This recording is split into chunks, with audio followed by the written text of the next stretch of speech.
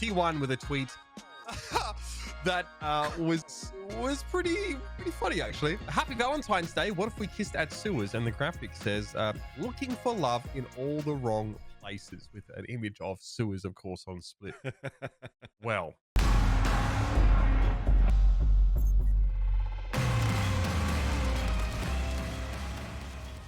All right, nerds, strap yourselves in. It's time for yet another episode of Valoranting. Today's Tuesday, the 15th of February. We are in the thick of things in VCT in every region, basically. Of course, VRL also going wild over in those regions that can afford to have a VRL. Great to be here. Mitch Leslie here, of course, with Vansilli and MitchMan. Guys, great to have you here. First of all, Mitch, what the fuck is that on your microphone, mate?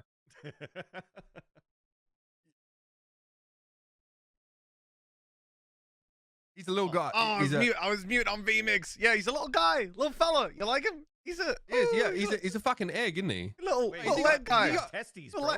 He's got leg guys on him. He's packing, man. Testes.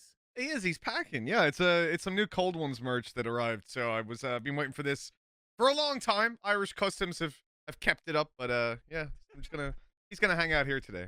Right, I thought Sideshow just had a case of elephantitis and you fucking dragged him on the show. Fair enough. Vansilli, I mean, I don't want to ask about whatever gonads you got there, mate, but how you been, big fella? How's life? They're big. Life is good, though. Very, very good, actually. The border is finally open to Vietnam officially today. So I'm starting to work on that stuff to try to get myself to Vietnam ASAP. What province are you in, Vance? Right now, in Canada, I'm in Quebec. Quebec, right? Because I have some hella smoke going on in Ottawa, right? People like blocking border crossings and stuff. Going all over the place, man. I don't really follow the politics for that stuff, but yeah, apparently there's like the convoy stuff that's going on. I ain't talking about politics. I just saw this convoy of trucks just fucking beeping their horns, mate. If these people just fucking picked up Valorant, we wouldn't have this issue, mate. They'd be fucking sat inside their fucking rooms. Well, once Valorant Mobile comes out, right? They're looking for people right now, so they could just play in their trucks. Fuck, that was actually wait. Did you guys see? Was that Valorant on Switch announcement legitimate, by the way? I don't know. Did you see that? I don't know. I've not heard. I know they're this. looking for people. I highly doubt it. Mate, I don't know. Okay, well, I tell you what, because Overwatch on the Switch didn't exactly pop off, but we'll see. Anyway, today, it didn't a few pop topics up obviously to cover. No. We're going to be talking to Garett Bambrough first up here. Obviously, GM of the Pittsburgh Knights. Really interesting team, has come a long way. Also was an organization that's contributed, you know, in a large way to like the tier 2 scene in terms of their offerings in tournaments. So really interesting guy. Looking forward to having that conversation. It's been around for ages, real OG. Then we'll talk about VCT NA and VCT EMEA after that. I feel like the next few weeks of these episodes, we're definitely... Jesus Christ. I think Cena's supposed to be... Yeah, I think he's supposed to be sort of translucent, ascending there. Fuck me, I didn't even mean to do that. He's still alive. Let me just clarify that. Okay, good. Yeah. Turkish authorities didn't end up coming for him, thankfully. So good on him to get away with that. But yeah, so obviously over the next few weeks, we're probably going to be talking a lot about VCT NA and EMEA in tandem because we're in a league structure for both of those regions right now. But before we sort of dive into that, I want to welcome to the show for the first time ever as Garett Bambrough has graced us with his presence, obviously the GM of Pittsburgh Knights. Garett, thanks for coming on board, mate, and looking sharp in the merch. Yeah, well, I figured I might as well wear it, right? Don't get much chance. I'm in Canada right now, so we don't get much chance to go outside and actually show people because of the lockdowns, but it's lighting up now. So listen, I just get a truck and go and park it with the rest of the people. Oh, you know what I mean? That convoy is that's bigger news in the U.S. than it is here. Like, oh, really? The five people here give a crap about that thing. Like that. This is why Canadians fucking own, dude. Seriously, they're just so fucking chill, man. I love that shit. Give me some of that Canadian mass media. Fuck the US stuff. Anyway, Garett, look, man. Just there's a lot of background I think for you to delve into, and I know we've got you for a sort of limited time here, but I'd love to just go back a little bit and talk about how Pittsburgh Knights sort of got started, because it was way back during like First Strike. I think that your organization looked to pick up a team. It was destined, right? Not many people knew.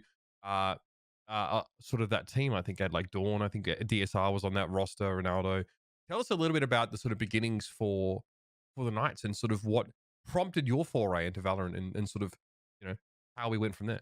Yeah, well, there's probably too much information, but I like doing it, sure. So why not? When we picked up the team, we didn't want to pick up a team. Because when the game came out, like my whole process of our team of the organization was let's wait until a year at least until things settle before we can decide where we want to go and who we want to pick up and who like develops and who stands out over the first year. Um, but we basically had to. I'm not gonna say why. We were forced into doing it. And SFX, our events guy, he knew the guys. I never met them. I only knew Terry DSR through MDL back in for CS:GO, and we just picked them up. And based off SFX recommendation, all I knew at the time, which we had 2 Fortnite players. We had Terry coming on, and then the other 2 guys I never heard of in my life. So we not the most professional selection of a team to come and do a game, but we, SFX has been around the scene, and as everyone who is watching this and involved in Valorant knows that he is ingrained in everything tier 2, like everything is just Valorant related, period. And he recommended the team to us, so we picked them up and got started to have a team go out for the first strike event to prepare for it, which I think we got him in, I think maybe September, so we had 3 months before that happened, but that was why we picked them up, at least. And unfortunately, I have one player from that team now, but it's been a long ride. Yeah. Still works out though, but I think we're to stay along the lines of the roster pickups that you had. I wanted to talk to you about the coach actually, because he's somebody that you know, right? We all know Big Daddy Ocean. We all know him from like streaming CS:GO and his Flash A and his, doing his recreative activities on Catwalk of Mirage when he's just waiting for too long. So what does Ocean bring to the table? Because his experience has just been within CS:GO. How did you find, how did that translate over to Valorant after?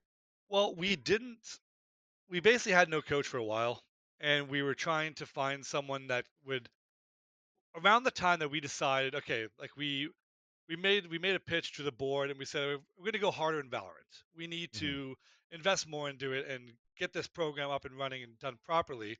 And one of the things that James, our owner, and I have always been advocates for is we like to find, or try to find at least as best we can, up and coming talent, under the radar players, anything that's not the typical like quick fix additions. And we decided that one of the people that was available who never tried coaching before, but was in IGL in Counter-Strike and known in that community as someone who was that picture of Ocean needs to change.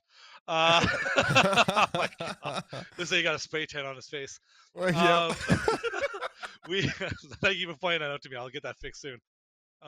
When we picked him up, we knew that he had a success rate of finding or working with players who ended up becoming stars in the scene, and that paired with what me and James have done in Counter-Strike 1.6 and a little bit of Source and even CS:GO, we've found a lot of talent that way as well. So it just made sense that 3 people all within the same realm and idea of how they want to go and find talent, pick up talent, it just seemed to mesh.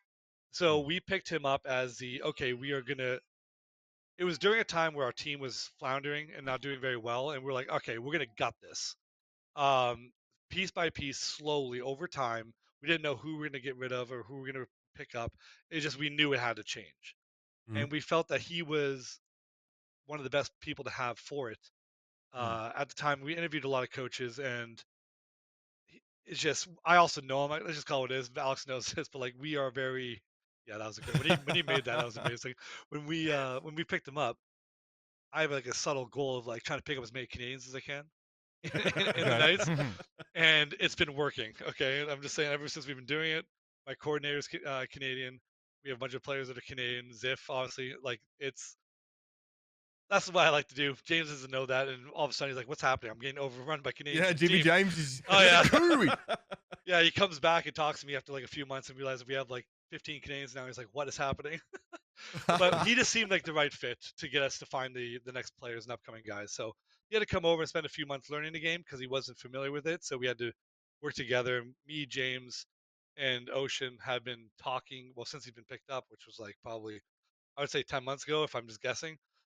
We have been putting in a ton of hours together, trying to find talent, trying to work together, improve the team. I mean, me and James have been watching the scrims from fucking forever.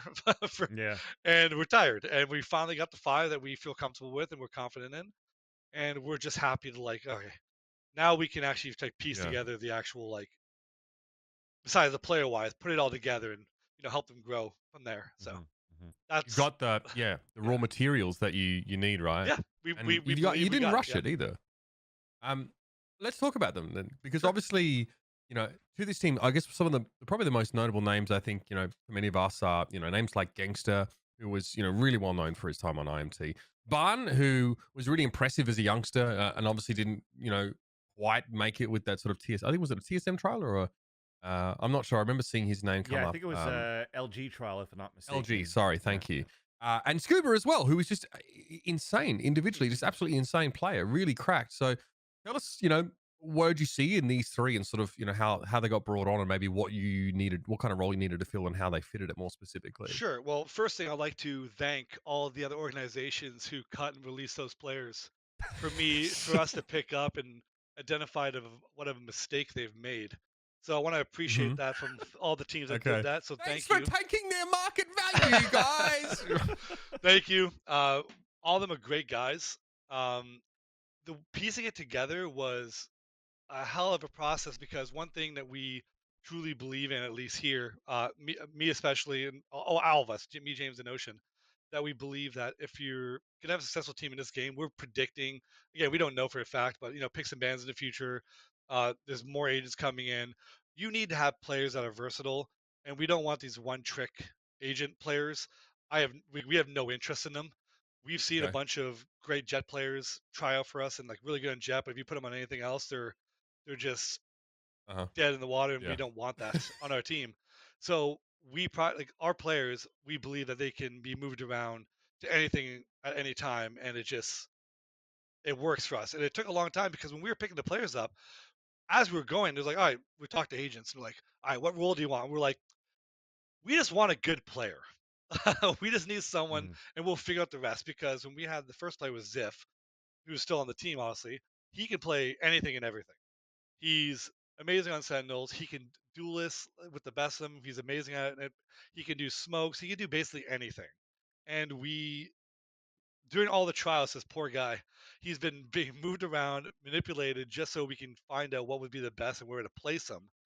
And he's been moved around all the time. We've eventually we picked up a player, and then that player was versatile, and then we're moving him around.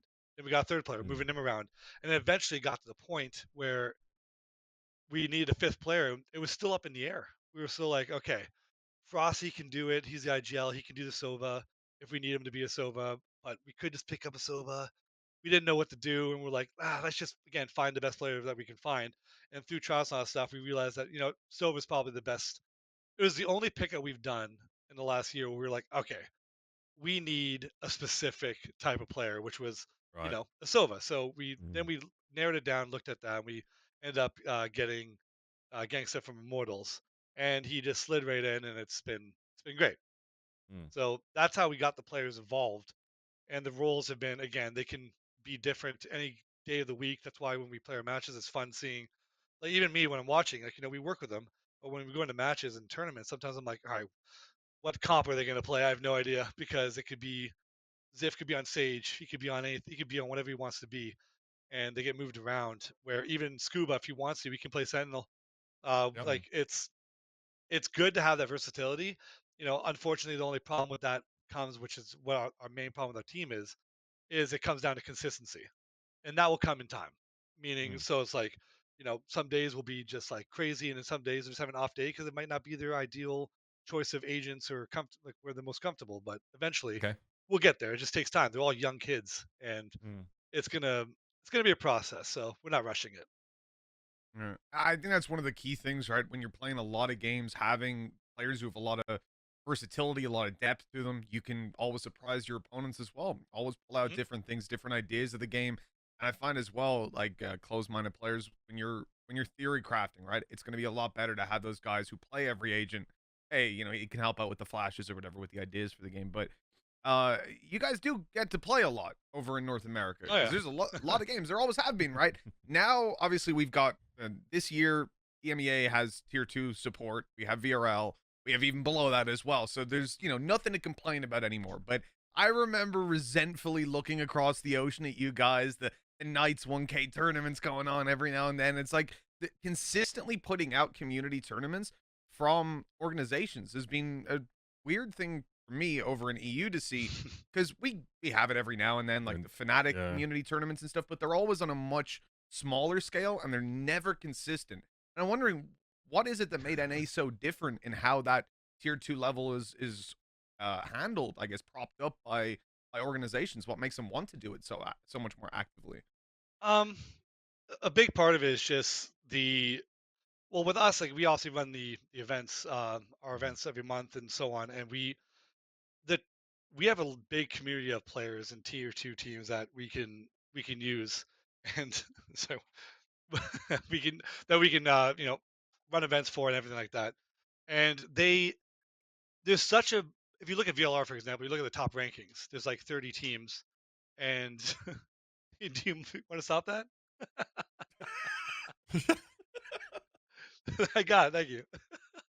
They the VLR rankings, yeah, well, not that, but if you go to like the top 30 teams, like you see how many organizations there are, and with the schedule they have for VCT, and how there's gap in the first year. There was just they had their terms, they had NSG events, but there wasn't too much outside of that going on, and with that including, and this year it's technically worse, where there's a bigger gap. So the teams that didn't make the VCT playoffs, they have like what, 2 months for improving the rosters and doing the NSG events and our events.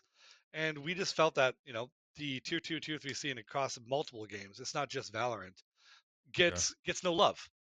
And we wanted to come in and basically, as an organization, through COVID is where it really started, because when COVID came about, we were like, okay, well, we were predicting esports to go a little bit downhill. We thought maybe, and we're like, well, what's one way that we could remedy that? And we're like, let's go into running events, because if there's gonna be no in-person tournaments, there'll be a lot more opportunity to run online events. So why not go into that hard and become an organization who can do that?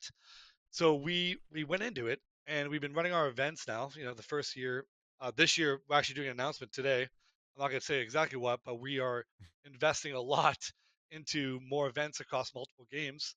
Actually, I'll give you a little tidbit. We're doing over 200 events across esports this year. As an organization, not as a team, like not as an independent tournament organizer, as an organization. And we wanted to be something that was different. Oh, my dog is open up the prize. We we wanted to be something. Distractions for you. I know he wants to go outside. It's snowing and he loves it. You can see him a little bit. No, Charlie. Nope. Charlie. So I don't remember where I was now, but the 200 events. 200 events. So yeah, we wanted to just be a leader in that and fill the gap that a lot of organizations don't do, because they just have, they have their team, they support the team, they do some tweets to cover their games, and that's it. And that's not really, as much, as bigger teams, like obviously them being in the game enough is enough for them to, bring eyes and hype to the game and the title, but they don't really do much outside of that. They do the content, the YouTube videos and stuff like that, but we wanted to find another way, a gap that was being underutilized. So we as an organization decided, let's go into events and run events and feed that portion of the community, which is the bulk of the esports scene, which is tier 2, tier 3 and below, all the up and comers who want to be something, and we can help give them the exposure they need to either get signed by another team, or their team by another organization, or their team just getting the access to play more events and not just be, all right, we didn't make VCT, let's wait for 3 months or 2 months. So we take a lot of pride where a lot of these upcoming players came through, the KVL that we have, like our Discord bot, or the continent events. It's nice to see when that happens and these teams like get the love they deserve. And then when you see them, all the ones grinding, playing all the tournaments they can go and upset all these tier 1 teams because they're not playing. They're incredible, the top teams, but they're not playing. And when they get upset, it's because these other teams, like Accrue and Guard and all, like there's a bunch of TSM Academy, for example. They're better than their main team. Like that's because they play all the time, and that's rewarding to see as a quote unquote tournament organizer from. Oh shit. Yeah, well, Vansilli is a fanboy. Like, what can I say? He's TSM fanboy. He's a hard fanboy of TSM, but I need to call him out on that because well, I thought that was that was a big win for us, but but then eventually everyone beat them. So, Right. And then you start to realize that maybe they well, just we were kind of first. fallen off. I want to make that clear. Sure. We started the snowball. We sent them downhill first, right? Exactly. We started it. So yeah, we just wanted we want to support the tier 2, tier 3 scenes. That's important to us, and that's why we found all of our players. Besides Gangsta, because obviously he was on Immortals and he was playing at a higher level than the rest. We found them through these events, our events that we watch. We just been paying attention. We get glimpses of these upcoming players, and we went through like our team like at least 50-ish or so tryouts over the course of 6 months, or maybe even more, and they all came from the events that we ran. You ran. Yeah. That's sick, actually, because same thing recently. A really big signing over here for Fnatic, Brave Af, came through there. As I said, there's basically no community tournaments in EMEA run by organizations. Fnatic have done, 2 in the last year? And the first one that they did, the guy that won that is now on their team. So There you go. it's an insane cycle, and it's really cool to see that level of contact, because obviously there's like you're running the stream and all that, so like you're automatically, the exposure books are coming in that way, but to see it directly benefit the team, the team behind the event is really, really cool. Yeah, it's like, well, suddenly it's like a little bit of a scouting platform, but that's not why we're doing it, but it's definitely a perk. I mean, it's no different than like in the NFL, getting the guys to come down and play some games in front, right? It's the same thing. A couple friendly scrimmages. And one thing is, it's not like we were the only ones able to watch this. Any organization can watch this and find players. And SFX, our Jasper, our events guy, we have, I can't remember what the last one is, but we run 6 or 7 streams when there are events going on of like these like quote unquote no name teams that like no one, like maybe get like 20 viewers, but we find community people that want to stream them, and it gives everyone an ability to watch matches that aren't being seen. I'll give you an example. When we had our team, when we first picked up in Valorant, this is not being dramatic, we didn't see them on a stream for probably 5 months. Yep. Because they weren't good enough, but like even just by luck, we just didn't get a chance to see him because NSG only had the one stream at the time, or whatever it was. And it's like a lot of organizations and GMs and organizers I was talking to them, just like, why are we doing this? Like we're not even being seen.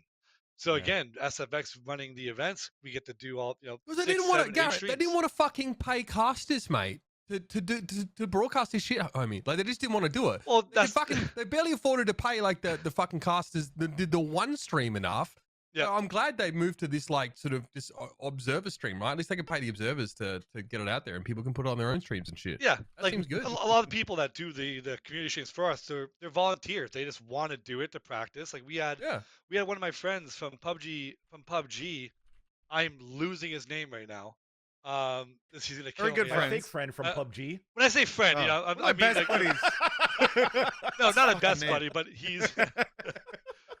Oh my god, this is gonna bother me. I need to like bring this up because it's gonna I see his face, but he wanted to he wanted to practice Valorant casting, and we didn't have any space for him on the main broadcast. And we're like, hey, if you want to practice, and we let him practice the one we just did, the Valorant page at 25K. Like we just said, like, if you want to practice, we'll give you a couple of matches that you can record with your duo and get the footage, and then be able to use that to send into TOs to get some gigs. It's like, why not? And most of the people, they volunteer, they're trying to get involved.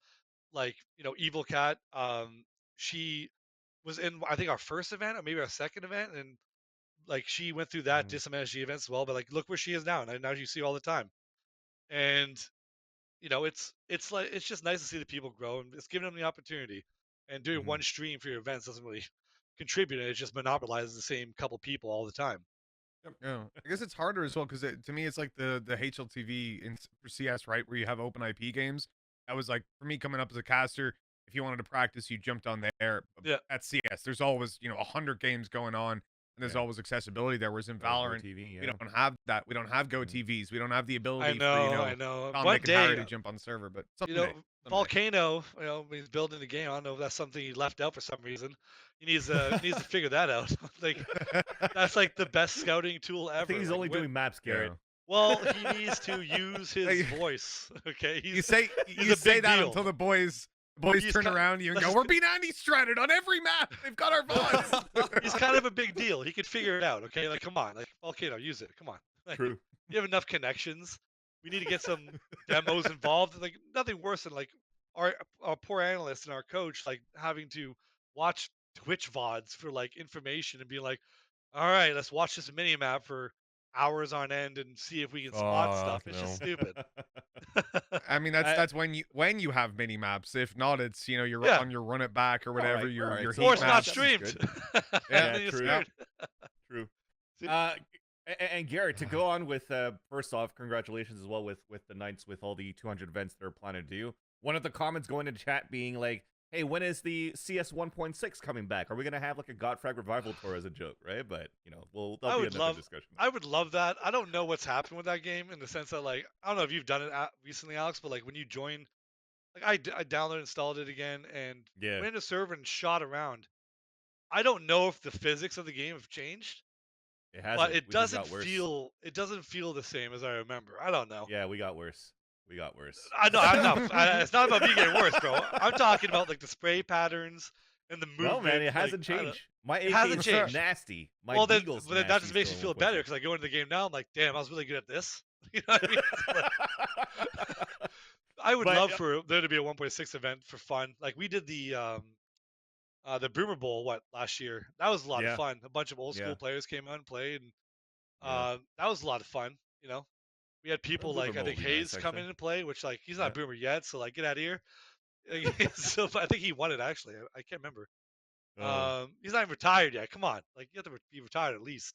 and doing good, but, doing good in energy. Yeah. Yeah, that was like that's another one. It's like when like Hayes might not be what he was, but like when you remove a player like Hayes, the experience and the just the leadership that he has, that's Yeah. a bold move to let someone go, and then energy is just benefiting off of it. So Yeah. Yeah, It's- let's get on that topic actually, because that topic with Hayes being dropped from TSM, and it brings that conversation too, as to recently when TSM tried to qualify, and like you said, you guys beat them, and everybody beat them, and then they came out with a statement saying that their GM would have more control onto the team in future. And what are your thoughts around that? Because from the looks of it, when you guys were scouting players, it seems to be a decision with you, Ocean, and James, more than just a team thing, right? Well, we are in a different circumstance, unlike most organizations where between the three of us, we have more experience by far than most the players on all these teams. You know what I mean? So it's like Yeah. we can make those selections, but most of the time, if the GMs don't have experience in Counter-Strike or Valorant, they probably shouldn't be the ones making the decisions. But then players like to make emotional decisions a lot of the time. Mhm. And Yeah. so they removed them. Like I understand what TSM was trying to do because I talked to the GM and they wanted to go young and a fresh route. I understand it because we did the same thing. Mhm. It's just if the truth is we pieced it together over the course of 10 months. It wasn't, I could have picked up any good player at the time I wanted to that could have got some results immediately. Mhm. But it was just, we wanted to do it the slow way, do it, we felt the right way. And TSM, well, I think they picked up Rossi. They have, I think it's Leviathan. I think is that his new name now? I don't even know. And Yeah, then, Lecco. Yeah. Elecko. Yeah. Yeah. but like, I don't know how rushed that decision was on those players. And those players on those players are not bad. It's just I think they're recently put together in the first place, so it's still fresh. Mhm. But when you lose experience like Hayes from that team, where is the leadership and veteran presence they're coming from? Our Mhm. team, it's Ocean. He's the coach. So the experience that comes from Ocean and James and myself, but the players, usually our players are raw. Like we have a 16-year-old IGL, and I think our oldest Mhm. player is Ziff, and he's 24, and he came from Fortnite. So they don't have that kind of veteran experience like a player like Hayes would. So it might have been a hasty move. I would have been a little more brutal about it, but like I would probably kept the experience on for as long as I could to get the right pieces instead of just dropping them off early. Oh. But that's a little more cruel. But like you're trying to build a championship team, and Hayes is valuable. Mhm. He's and if you see him on energy, like he's just getting slot in with these fraggers, and he's just able to play his part and not do any too heavy lifting that he needs to perform. So TSM they'll fix it. Their statement, I loved it. Absolutely loved it. Call them out because I know some of the players on that team. I know the attitudes. Call them out. It was they need a wake up call, and I personally loved that they said it's like, you know, put in the work or you get out of here. I personally loved it. Were they cutting the coach out though? Because what it appeared to me was that like they were giving. Well, I found it was the oddest one. I was like, yeah, the GM will be the one to decide like who is coachable and who is this and who is that. Yeah. And I'm like, is this shading their current coach and sort of removing him from the equation or what? If they're saying that he's going to be this, they said he was going to be the one selecting it, right? Like he's going to be Yeah, and everything. The GM I will don't think decide. that's calling him out. I think that's empowering him. Okay, Hey, no, I mean, as the GM's one to decide this, but there's already a coach, right? And the coach has been deciding that. Like, you know, we've given our GM full agency to decide on who we believe is talented, motivated, coachable, and overall the best fit, as opposed to. Oh, you say the GM? I thought you said the coach was given that. Sorry. No, yes, the GM's been given that. So when I read that, I was like, what does this mean? Does this mean that like there's a vote of no confidence for the current coach, or what? I think it's more of no confidence vote for the whole process, the whole thing. I don't think you single out the coach because the coaches have a tough job. It's a no love job. When you're doing poor, you get ripped on, and when you do well, the players get the praise. No one gives a crap about the coach. Yeah. So I don't know the dynamic, but being a coach for players with like some strong personalities is really hard. And if they're making a statement about and they're calling out if players are coachable, means, and from my point of view, when I'm reading that, is the players aren't coachable. They're not taking the advice. They're not taking the help. So I take that as like, hey, the coach either doesn't have full control, meaning like they're just don't have the presence to run the room, or the players are just so difficult that they're being called out and given basically, as I see it, a last warning. Like get your shit together or you'll be placed on the bench. That's the way I read it at least. And I liked it because, you know, TSM is one of the biggest orgs in the world. They were one of the top teams in Valorant for the first, I don't even know how long, for a while there. And, you know, they've had some flops and they are dedicated to winning. And they need to piece it together, and they're just empowering the GM to make some moves because the players themselves, well, there's only 2 left. Well, if you want to count Leviathan, if you want to count them, there's only 2 left. And from my experience knowing those players, they're not ones to build teams. Like they're just not. I coach them. They're not team builders. Hayes is. So I found that unusual. Okay. Let's move to more current events, I guess, because obviously you're competing in the VCT right now. You made it through, qualified. And you're in Group B here with OpTic, NRG, Sentinels, Rise, and Version 1. Fucking brutal. Brutal group. Yeah, obviously, the come up, though, has been ridiculous for this roster. Your first match, obviously, a little bit of an inauspicious outing for you guys. Let's talk about maybe that briefly and look ahead for the rest of this group stage and Masters, and maybe outline some of your expectations. Yeah, loved it. Loved it. Absolutely. Like, no, people like they don't understand. When you go into these playoffs, this is a different level of matches that our boys have not experienced. Because when you play in these events like the NSG, our gauntlets or whatever, we are just playing in events where you win, you play as the other team, you have maybe like 30 minutes, an hour max. Like you're not preparing. You're just playing off your own, you know, you're not changing anything up really, unless it's mid game. You're just going into it more like let's give it a run. You know, teams are good at that, but when you play these top teams where you have 5, 6, 7 days for them to prepare and they come from a CS background, a lot of these players, they're gonna pick you apart. And our team needed to get just demolished to know welcome to like the big leagues basically. Because version 1, first of all, played incredible. I was watching, like, just they were on point. We were not on point. And on top of that, they had time to prepare. They knew what they're doing. They picked us apart. And it was good for us because our guys got to feel it. Because if you look at their players, Counter-Strike, Counter-Strike, Counter-Strike, you know what I mean? Like they know what they're doing. And it was just a good experience, a good learning experience for our guys. So now when they go up against Sentinels, you know, arguably a harder team to play than V1, that it's going to be difficult. And this experience and us qualifying for VCT, it's the experience and what you can learn through this process is invaluable. You can't put money on it. It's just it's amazing. It's what they need. So when they get smoked like that, they're upset. They're sad that it happened. And I went into them with a call afterwards, and I talked to Ocean and the guys, and I just told them like, boys, it's cool. Like, get this one out of the way. It's like now you know what it feels like. Now you have 7 days to prepare for Sentinels. They our guys played the way they wanted to play, but they weren't prepared in terms of what they wanted to do against V1 specifically or anything like more advanced. They just wanted to play their game, and they got a rude awakening, and it was good. So now like they stepped it up. Our guys are by far one of the hardest working teams in the game, and it's going to take time. We're not expected to win this playoffs, but we are expecting for them to put in an effort, give it their all, and let's see what we can make out of this and try to make it to the next round of matches. But I thought it was a beautiful thing that happened to them, and they got a taste of it, and now they can move forward. Because we've never lost like that bad. So that was like that was the first time they've ever felt it that bad. So it was just good. I loved it. And look, you have the safety net of being in a league structure as well, right? Even though it's a short term, so it's not like it's like you mess up once and you're eliminated. It's a pretty fertile It hurts being environment. negative 20 in rounds, though. I'll tell you that. They could have lost a little bit closer, like just a little bit, like maybe 15.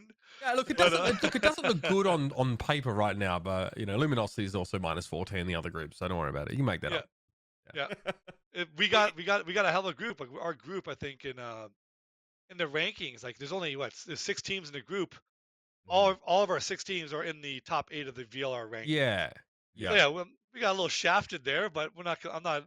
It's again, I would rather a tougher group for the experience than an easier group and squeak by, personally. Yeah. Oh, that's ugly. Take it off the screen. And that's the thing too. You have now a week every single time to prep for a team, but when we talked about the structure and everything and the players that you picked up at the beginning of the interview, and you were saying, hey, we just want good players that are going to be able to flex into different agents. What's the structure right now for the Knights when it comes down to preparing for these teams when you only have 6 days? Is it like we have to watch tape on our next opponent? We have to figure out, okay, were we weaker on a certain agent composition where players would be more comfortable playing a different one? So how do you pan all that out so that you could be the best you could be into the next matches? Well, yeah, we have, again, because our players are versatile, we can go into these matches with different comps, whatever we feel like that we feel would be best for the other team if they don't change their comp, right? That's what I mean. It's like eventually you'll get to the point where it's on the fly comps, but like with each team, maybe it goes the League of Legends route where each team you can't duplicate agents. Maybe that goes down that route one day. I don't think it's anytime soon, but now they felt what it was like. Now they're going into it. They're gonna It's not anti-stratting. It's just being aware of what the other team's tendencies, what they like to do, just so you can have a better understanding of what you're going up against, rather than what we've been doing for the last 5 months during our success streak, which was just going and playing our game, which is good. But if these teams are doing preparation, like you need to be able to adapt and have multiple styles or adjustments or things on the fly that you need to be able to fix. So we believe that they'll get there. They're not there yet, but it's in time. Again, our guys they're still fresh, and this is going to be perfect for them to have a learning experience to get to that next level. And they're working right now. They're doing a different type of practice than they had the previous week when we lost the V1, because they now know they need to make changes to how they practice, and they're doing what needs to be done in order to have a better showing for the next one. Well, look, I mean, I think I speak for everyone who enjoys NA VCT that, you guys are a really exciting prospect, developing these young guns into a cohesive unit, Garrett. So congratulations on what you've achieved so far with the team. And good luck, of course, with the rest of challenges, man. Thanks for your time as well. Yeah. Enjoy picking up the dog booties, homie. I know. I'll take a picture. I'll put it on my Twitter, because I feel like I'm going to put him on and have him go sign. He's just going to be like a cat, just like. Yes, I imagine so. What is happening?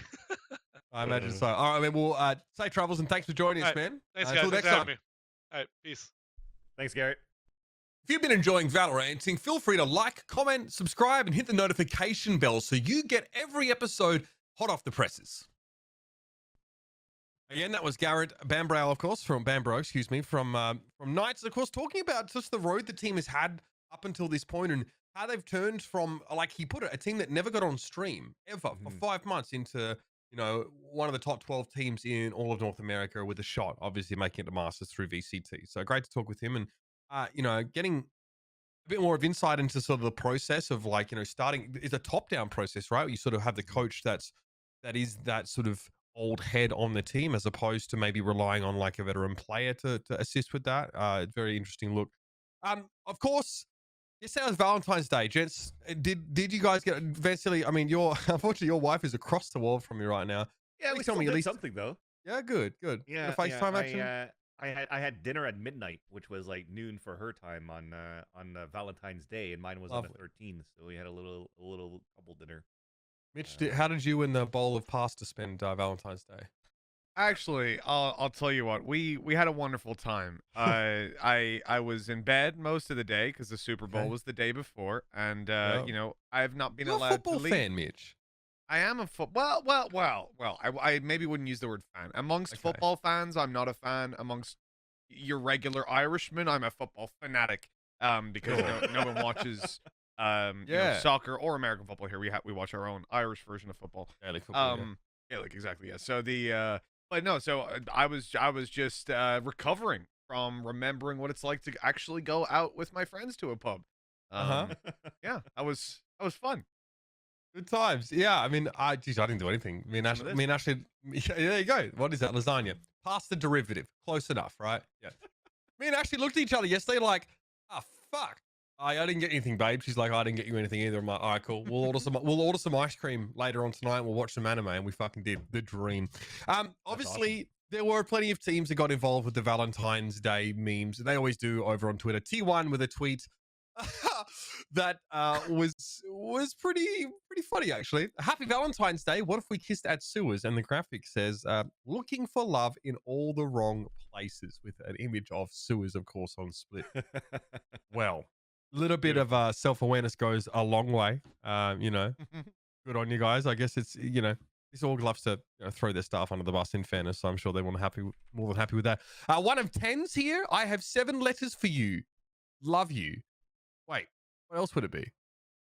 Yeah, I didn't understand this one. Maybe as in like T1 7. Oh, sorry. That's 7. Sorry, I thought it was 10. So I'm like, good lord. I mean, look, in my defense, the image is kind of blurred, right? Yeah, there you go. That makes sense. It's 7. Okay. Newsflash: Mitch can't count.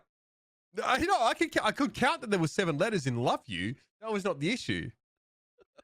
I just thought it was 10. So again, it's blurry as fuck. I mean, okay. Well, I don't need to guess who this is. Let this boomer make your heart go boom. All right. Well, thanks, T1. At least T1 are contributing to this. There are probably so many teams that organizations that skimped out on their obligations to produce corny Valentine's Day related cards to their players. So good job, T1. Good job. All right, so we are. That's been said in this show. It might be the last time I ever say it as well. At this rate, we'll see what happens. All right, let's dive in. That was our quick breather, and then we're going to dive back in and talk about VCT NA here. First week is done. Let's get into it. We obviously have 2 groups of 6. 12 teams in total here. Here's what your Group 1 matches were. C9 versus 100 Thieves, B1 versus Pittsburgh Knights, Sentinels, NRG, Guard versus Luminosity, OpTic, of course, previously Envy, up against Rise, and XSET versus EG. Some interesting results, so let's start from the top. Cloud9 take on 100 Thieves in that first matchup here. Again, a chance for us to see what this team actually is made of, right? With the changes, Baby J and Eccles joining the roster. Vance, talk us through this, because the first map was relatively close. Cloud9 got off to a really good start on that first half. Yeah. And that was all, I think, for both of these teams, actually, was very strong performances on the defender side. But I think where Cloud9 really capitalized on that first half of this map was just 100 Thieves, or just 100, as you see in this overlay, just never broke any utility on mid control. I think they were really, really slow on gaining map control for the team. And when you're not breaking utility and trying to go into like 10-second hits, and you're getting countered by Jetta's fucking fault line to paint shells to gravity wells from Vanity, you can't really get into these sites. But you saw the same thing on the other hand too, not necessarily in terms of like not breaking utility for Cloud9, but 100 Thieves definitely were able to hold their own on when they were playing their defender side too. Again, obviously, this is the final round that those of you that can see it are watching here. Mitch, obviously, with a bit of a moment here. Look, I think a lot of people were probably expecting Cloud9 to maybe even be more dominant in this first map. But the second map's a little bit of a different story, right? I think Cloud9 get off to another good start, right? They win the pistol and they're stringing a lot of rounds together on these particular maps. We're watching Breeze here, which is map number 2. What are your thoughts? Zeppa obviously on the KO was a big problem from start to finish, and that's not that's not an agent that Cloud9 really thought to bring in. So that 100 Thieves really thought to bring in themselves. Yeah, they went with their regular double initiator, Ethan staying as a Sky, which it's kind of sad because we thought that Ethan was going to maybe go deeper into the agent pool and then he's going to be the next coming for playing a KO, and that would help a team like 100 Thieves. But when you look at this map, Ethan still did a great job on Breeze. It was all about Asuna and Ethan playing on that map, especially doing what they could on their defender side as much as they could, right? Even though you see that they haven't won that many rounds on defense or just that many rounds in general, I think it's just the rest of the roster right now. When you have something like Eccles and Hiko that have to play a little bit further back to help their team execute, but then your fifth player being Baby J is going to be the player that's going to be lurking like he did towards FaZe. It's not that he didn't do his job well, or not well, rather. It's more that it didn't fit into the playstyle of helping out Asuna and Ethan trying to execute into these sites. So you only have 2 players really trying to work up and scale up for initial control, where the other ones are trying to gather information for you. I feel that you need to have a little bit more structure in terms of how can you support with more aggressiveness out of Hiko and out of Baby J. I think if Baby J goes into like a different role where he doesn't have to lurk as a Cypher, I think 100 Thieves could kind of look good here. Did 100 Thieves look ready for VCT? No. Okay. I'll have to say no at this point. They probably need a lot of work going into the next few weeks as well. I mean, C9's a great test to like have a gauge of like, okay, the question was, we signed 2 great players. We got Eccles, IGL from Europe, and then we got Baby J from FaZe. Will this now be the answer to help 100 Thieves propulse into the next level where they were in their form of First Strike back in 2020? And then the answer coming up against a very hot team and potentially maybe the best team in North America right now being Cloud9, then the answer is no, they're not ready yet, and they still need some work to work with to improve. Okay.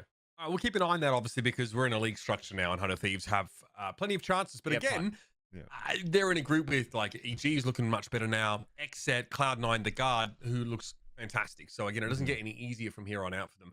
Moving right along, let's talk about this. You know, we kind of alluded to this one, right? I think Garett in the previous segment said that this was a really important loss for Pittsburgh Knights to understand maybe just the different level that they were now competing on, right? Version 1 absolutely flogged them. Like, Cat of Nine Tails flogged them, Vans. Yeah. Knights won the pistol here on Ascent, in that first half. Whippy dropped, he dropped 20 on them in 17 rounds here on the Killjoy. Fucked him right up. What happened here? It's trying to get Whippy out of his position inside the B site. I think when Whippy was playing logs, when he was playing back staircase, when he was playing back site, they just couldn't find ways to get him out of this position. And the amount of times that version 1 were holding this B site and Knights were coming in, they still had a lot of utility from Whippy that he was able to like pop him off every single time too. So again, this small issue of not breaking that utility on B side on these hard hits and not doing enough of like pulling out these rotations to allow Whippy to be in a vulnerable spot was definitely like the demise here of Knights on their attacker side. Whippy just popped off. It's nice to see Whippy back at not necessarily back, but like in a great form with version 1 so far. And they're looking at like such a strong team ever since the beginning of 2021. Yeah, I think who did we hear from? Was it Xander saying that, they were a team that was known for like their good utility usage, but maybe not so much like that individual mechanical flair, taking duels and sort of winning all of them. And he feels like they're actually starting to, become more balanced in that regard. Yeah. So Icebox for me was a bit frustrating because this is the second map, of course, in the series, and it was a fucking shellacking. We never really got to see Pittsburgh play any post-plant sort of, attack scenarios here. Like they lost the pistol in both halves here as well. So that doesn't really help. But no, V1 destroyed them on attack. Can we talk about the attack side for V1 maybe first? It looked like just very well drilled post-plant setups here, really good execution. Very simple. I think we saw some very simple icebox, and Penny was opting the way that Penny was, or playing the way that he was towards Iceland too. And you mentioned it, and even Garrett mentioned it. It's like getting picked apart in these duels where you're not really winning the aggressiveness of how version 1 are currently playing on when they're drilling into these sites. These guys are getting rolled over on their defender side for Knights. It's a nice wake up call, but at the same time, it's gonna be.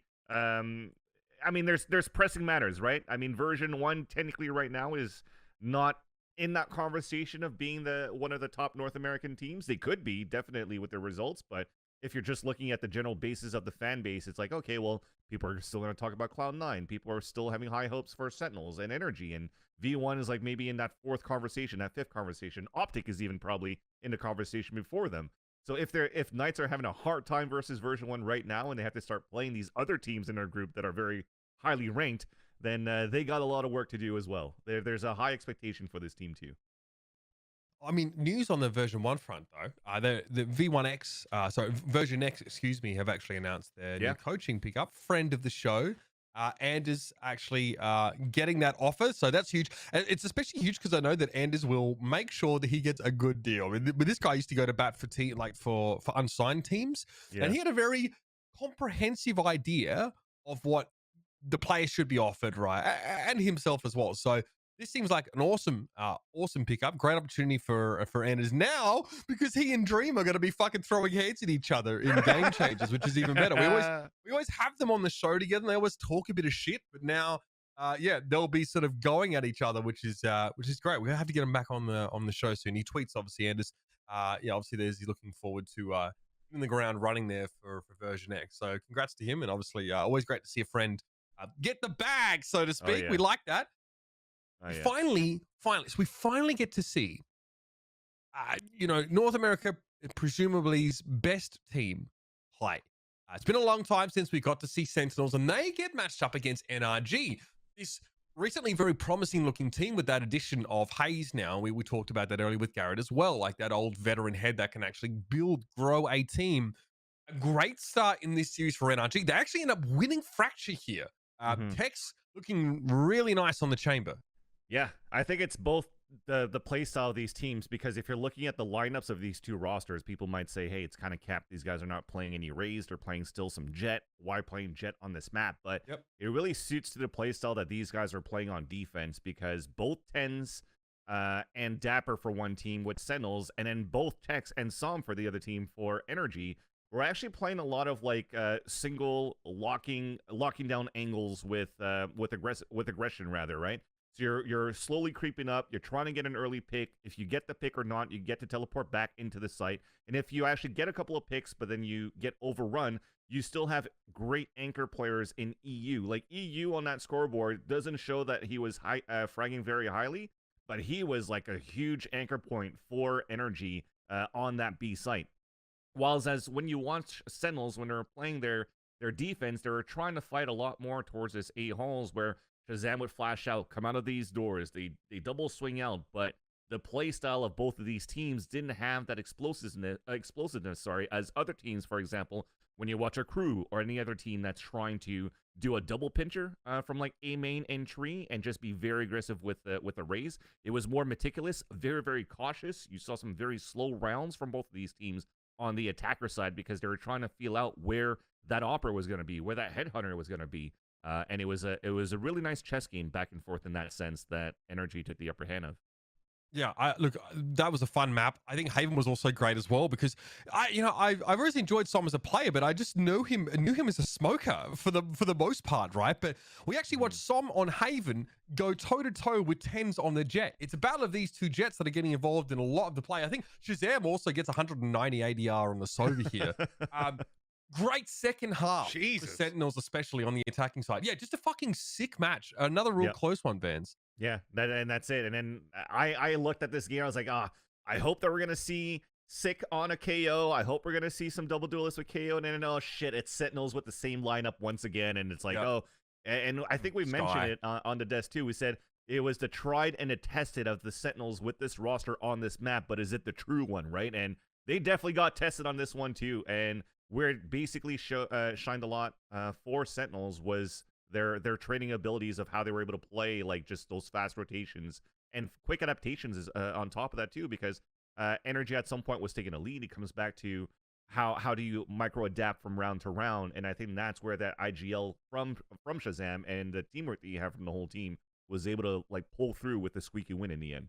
I thought, I mean, scrappy. I thought Haven was Yes. as well. Like a lot of real fast hits, like forcing the defending team into like these retake scenarios. Both teams having a lot of success on their attacking side rounds, just by like flooding into these sites really quick. Okay. What the hell happened with Bind? I mean, this was like one of those games. This was like 11 to 1, 11 to 1 half, by the way. And NRG claw things back. Yeah, But like you said, TENS has a very good series. Sentinels go pretty quiet on the attacking side as NRG got to sort of settle in and get within striking distance at least. yeah. I mean, if you look at that scoreboard, just thinking about the scoreboard, the 10s win 23 and 15, but I think he got 14 or 15 of those kills in the first half alone. And that was him just moving around, just hitting every single shot with you like even pistol round. If you look at the pistol round, they double duelist pushed into showers and held that between 10s and 6. And he gets a first headshot with a sheriff, dashes away, a wall bang with another sheriff. I think he gets a triple kill into that round too. And then he builds up into an operator. Blade Storm, he's just going left and right. He was unstoppable on the defender side. I mean, 7 first bloods, 2 first deaths. He was an immovable force basically. You couldn't budge him at all through the Sentinels defense. And that just makes it a lot easier for you to try to win the round in the end. Yeah, it still finishes 13-9, but when you have an 11-1 cushion, like you could take your time to win this game. Sure. I mean, this is still very promising though for NRG. Vance looks, pretty good for them going forward. Some impressed me. I think over this series, the guys got map potential. They definitely belong here in this group. Yeah, I do agree. I think with a little bit of like rehashing of how they want to play that bind, I think they could look a little bit better. Do you think they need to update it? Sorry? Vance? Okay, so you talked about the way they played on Haven was kind of like the tried and tested, like the old school, the KO-less approach was sort of sick on the Sky. Yeah. Sentinels, like, do you think they're outdated, or do you think, because now you mentioned about going back and rehashing bind a little bit, like, do you feel like they need to modernize some of their approaches to these maps? I think so. I think when you're looking at how Sentinels are still not using a KO, if I'm not mistaken, here on Breeze in the past matches and whatnot, it'll be nice to see that coming a little bit forward. Where KO should be very important to play. I think Sentinels on bind with what they had with this double duelist, I think it works well in their style because you want to just keep 10s on that jet. I think at this point you avoid split maybe as your permaban for this team so far if you want to keep like pretty much the same core at the same rules. But where I was talking about the rehashing was a little bit about Energy, because Energy, when they're playing this double initiator composition for this team, Tex was kind of like just always, well, not always, but usually on his own trying to do Sky stuff individually. And I think he got punished a lot for that. And overall, like the team got punished a lot because you didn't use any type of utility that pushes 10s away from those angled positions that he could get with the operator. So in the end, it comes down to that, like, how do you push 10s away if you're allowing him to get very aggressive as he was on defender side of bind, then you're in a lot of trouble at this point, and you just got to fix that a little bit more. Yeah, letting him get too long of a leash, perhaps. Correct. He's obviously tweets out here, obviously feeling pretty good about that. Sort of, even though he expected them to sort of perform better, especially how they sort of were scrimming. This is often the case here, but still good stuff for NRG. We knew this team was just got a stack of talent. So I don't know. I think, if you want to get in before the bandwagon, this might not be a terrible candidate for you to start supporting. I mean, I do it because they're all very good looking. You know what I mean? They're just funny. I mean, I get so many great like reaction gifs from these guys. Yes, especially like Solid Hayes. It's incredible. All right, let's talk about the Guard versus Luminosity. What the fuck happened on Haven? The Guard just dominated LG in that first map. Yeah. I was thinking, wait a minute, this does not seem right. Why is this team here? At 240 ADR on an Astra, by the way. Valen absolutely pooping. Yeah. I think I feel that LG with this pick was kind of like I don't know if they were trying to do like a direct pick against the Guard. Mentioned it on my stream. We were doing that VOD review later on too, when as to like why they picked the Viper. And I was mentioning how the Guard, they usually do a lot of like these slow defaults, rotating from back and forth, using a lot of utility to pull rotations and then do like these last second hits. So having a Viper in your composition allows like the last second walls to come up, snake bites onto the ground. You're hoping to fight against debuffed players, like vulnerable players, as they walk through the snake bite, or they get decayed because they walk through the poison of the toxic screen. And LG is the type of team that just likes to fight against you and not and prevent you from planning. So they'll just jump in before the other ones trying to get ahead of that post post-plant setup, right? Yeah, exactly. You'll have Dazzle in the end. Like look at these HP of these guys remaining, right? It's like halfway. So They've while they always take done these on the this. attack, could be similar. Even with the old team, right? They used to do this, and teams kind of struggled with it because during the advent of the post-plant meta, they always played ahead of that sort of utility. And they never gave up sites, but it looks like it really betrayed them in this series. Like just getting fucked on when they tried to hold sites. 350 these guys are popping off actually for the guard, right? I mean, Saya player, even though he looks pretty low on that board, like when he was dashing into the site and just opening kills for his team on C, like he looks very, very comfortable in this team right now. And you're starting to see like a Saya player of as to why he got picked up into T1 and why they saw like the value in Saya player in T1. And now maybe realizing that the structure that they wanted to implement Saya player in just didn't fit into his playstyle. Like when he was playing Omen and sitting in fucking wine the whole fucking round on Ascent, or when they're playing Split and he's holding B main until there's like 15 seconds remaining on the attack, then they start pushing, he dies right away because they have no map control. Naturally, it's not gonna look good on Saya player. But I mean, love that what he's able to do here right now.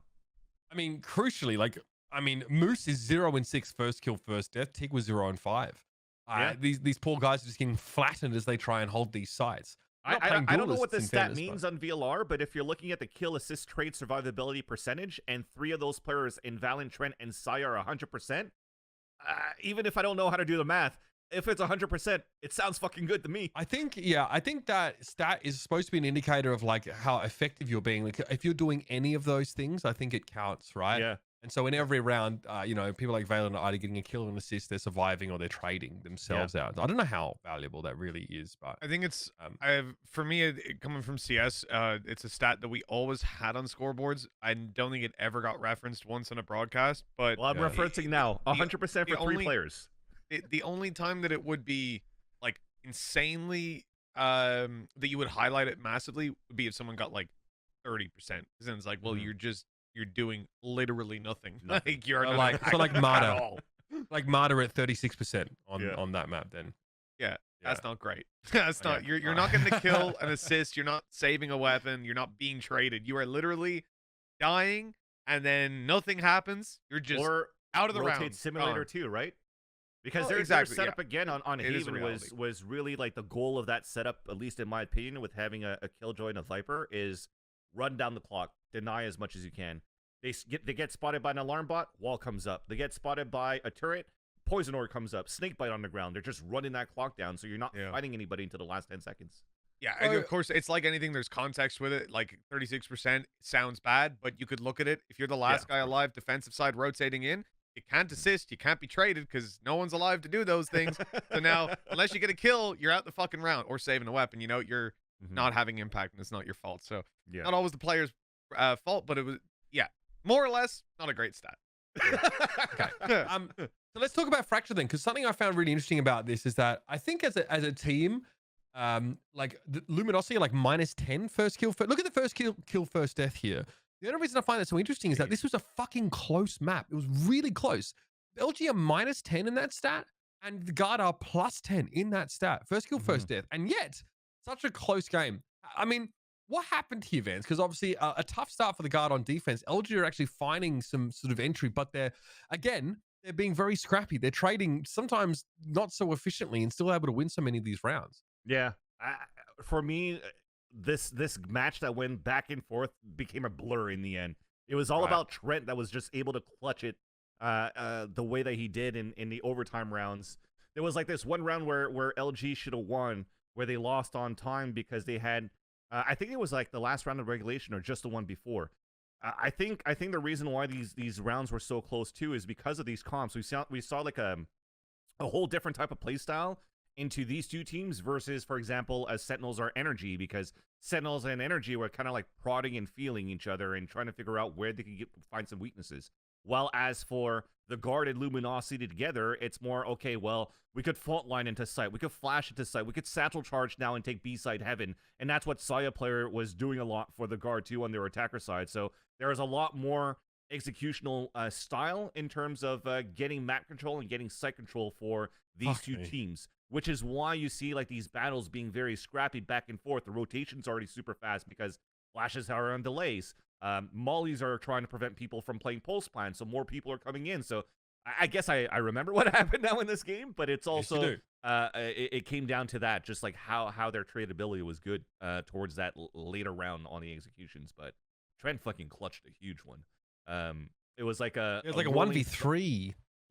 Sorry? It was like a 1v3, right? Yeah, so basically, yeah, exactly that round. And that was a round that, you know, he got the 1v3 at the end of the round when the round was over. But the reason why it was a clutch was because he fault lined into sight when they were trying to get a plant. And it was a fault line, I think it was a fault line to an orbital strike, if I remember correctly. And Dazzle was trying to plant. And he got off the plant where he thought that he planted it, right? So he gets killed from that. You have to run to try to get into the site and spike the plant. But Trent had a Rolling Thunder, so he Rolling Thunder 2 players, flashes out and just hides into corner, runs out of time, and does a fucking ridiculous 2K plus a 180 spray to the one flanking from A side. That was fucking sick to see. And everybody said, check him PC. Check him fucking PC. Yeah. A lot of people saying the guy's fucking pretty insane. Yeah, again, Moose obviously feeling the burn in that series. I think obviously pretty close, you know, in that second map, but not a great one for Luminosity. As much as they're looking, you know, quite improved. You know, that was a tough match. And the guard are showing that they are like legitimately, you know, at risk of rocketing to the top of this whole shebang if this continues. Let's keep moving, right? Yeah. YSL's really hyped up player for XSET. Going up against EG, a team that's really impressed a lot of people with their own revamp now. A great chance to see if XSET is still continuing that current trajectory and a chance to take EG's temperature against like a top 3 team in NA. I don't think that's a stretch here. Starts on Breeze. We do have KO for both sides here. Jorgimo and Zekin both on them respectively here. Vance, talk us through this.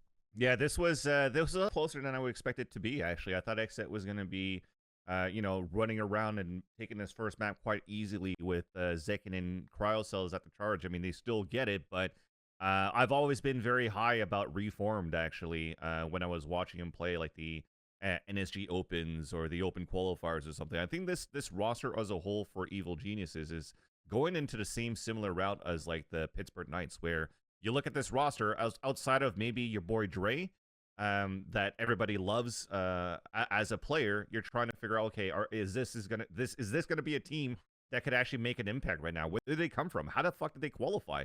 And who's Jorgimo, right? Jorgimo comes from T1 Academy, and outside of that, we don't really know about it. And they're very similar to Pittsburgh Knight, T1 Academy. No matches were streamed about this team. Nobody knows about him, and I think they've played it very well. I think they've held A sites on as much as they could, at least for the anchor players. But when it comes down to the pulse plant situation that they had to face off against, they were just getting eliminated in the end when they were trying to rotate across. So I think it was an uphill battle from the start for EG, but being able to put 9 rounds for me is actually a good feat. I honestly was counting like a 13-4 or 13-5 in that first map. Second map I thought was interesting. There's no jet here for EG, right? They're only playing Raze as the duelist, and obviously Cryocells is going to play jet. You know, he's kind of disgusting. Zach and obviously on the Raze here. What are your thoughts on how Bind sort of went down? Because EG they win the pistol and they just start getting flattened on there. They can't really get much going with these attacking rounds. You know what I mean? Yeah. They actually win both pistols, which is kind of tragic because outside of the pistol rounds, they only win three rounds outside of those. Yeah, I just feel in the end it's a little bit of nerves that get to you to try to figure out how you want to play this. I mean, you're putting Boostio away from a role that he's always usually in the past playing a lot of jet. So first off, I'm liking that for EG and for the players. There's good communication to say, okay, we should try some other things. We should try to fit into maybe a meta that's going to help us find these rounds a little bit more easily, where you know, Boostio might have a harder time just playing a jet, because a jet, when you have all these smokes happening towards spawn side or towards hookah and long B, you can't really do anything with your op. So switching over to having a little bit more assists coming in. I mean, he's got 8 assists as a Sky going into that game as well.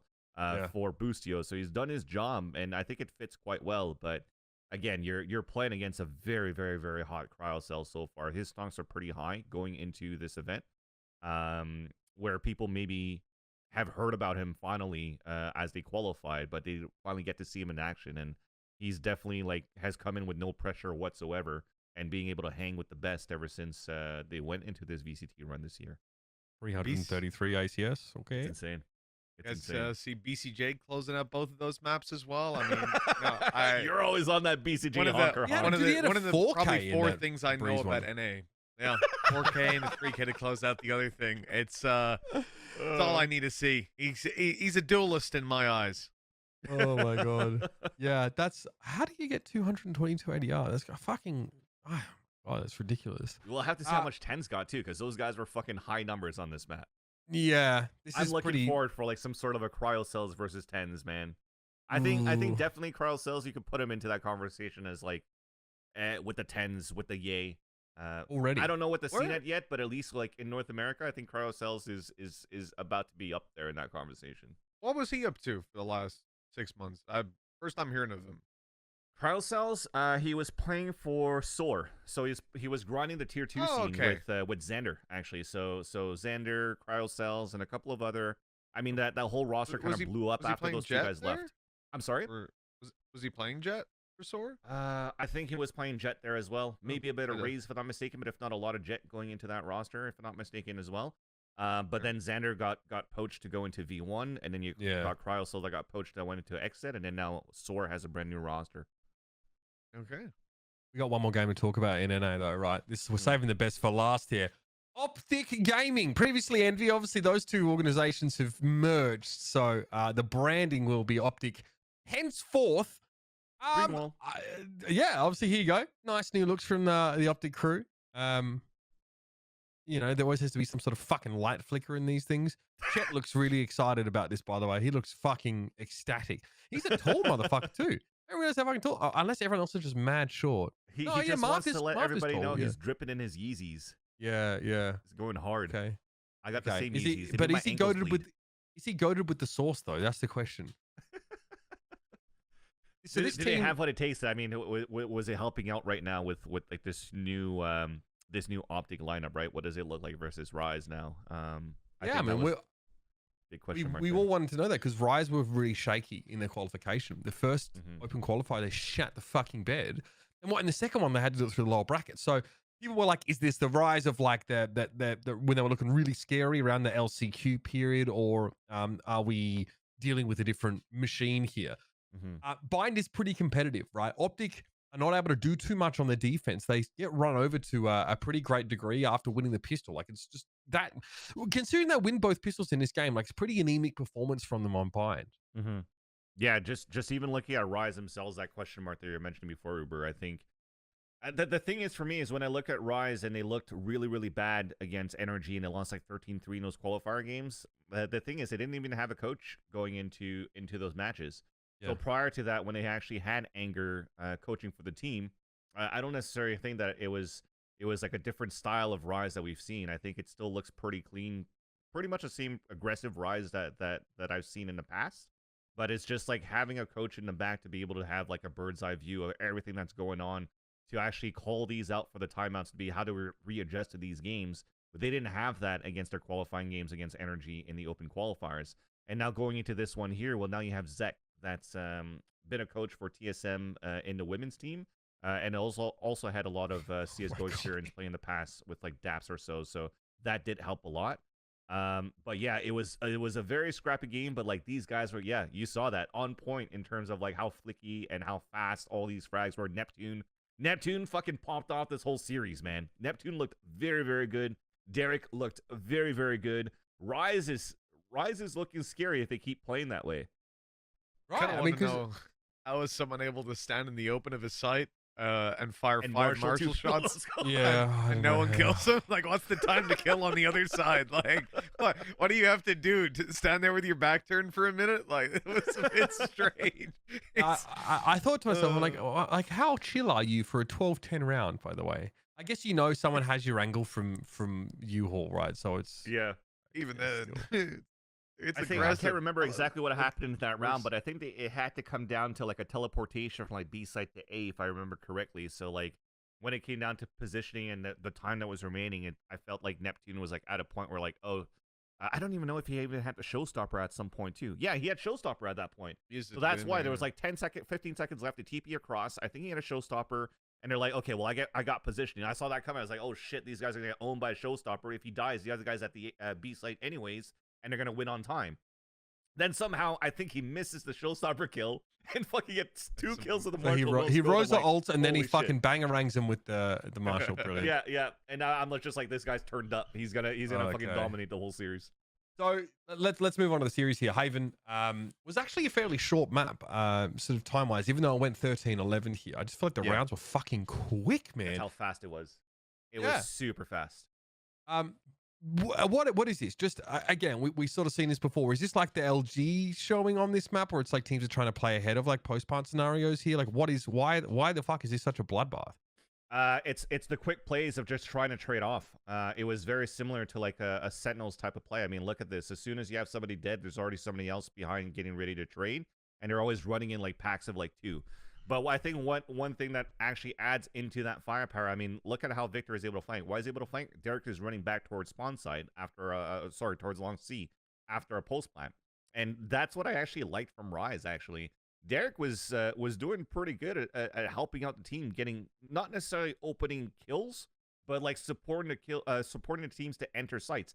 Like he won some opening duels, rotating back into like A site, for example. So he won't show as like a first blood, but it still shows him like as like an entry Sova to continue to hold W with everybody else to get into the sites. I think Derek, despite not having like that good of a scoreline that you see here, has been an important position or an important key to Neptune, who just popped off the way that he did. I mean, those null commands, trying to help out the team with the null commands to get into sites on top of that too, flashing and killing on top of that. It just makes it very hard when you have this bio of like 4 guys running into a site after you. I want to talk about ACEND quickly because it feel like every time I fucking watched this, every time I watched the early round, it's Rise just like end up getting the first kill.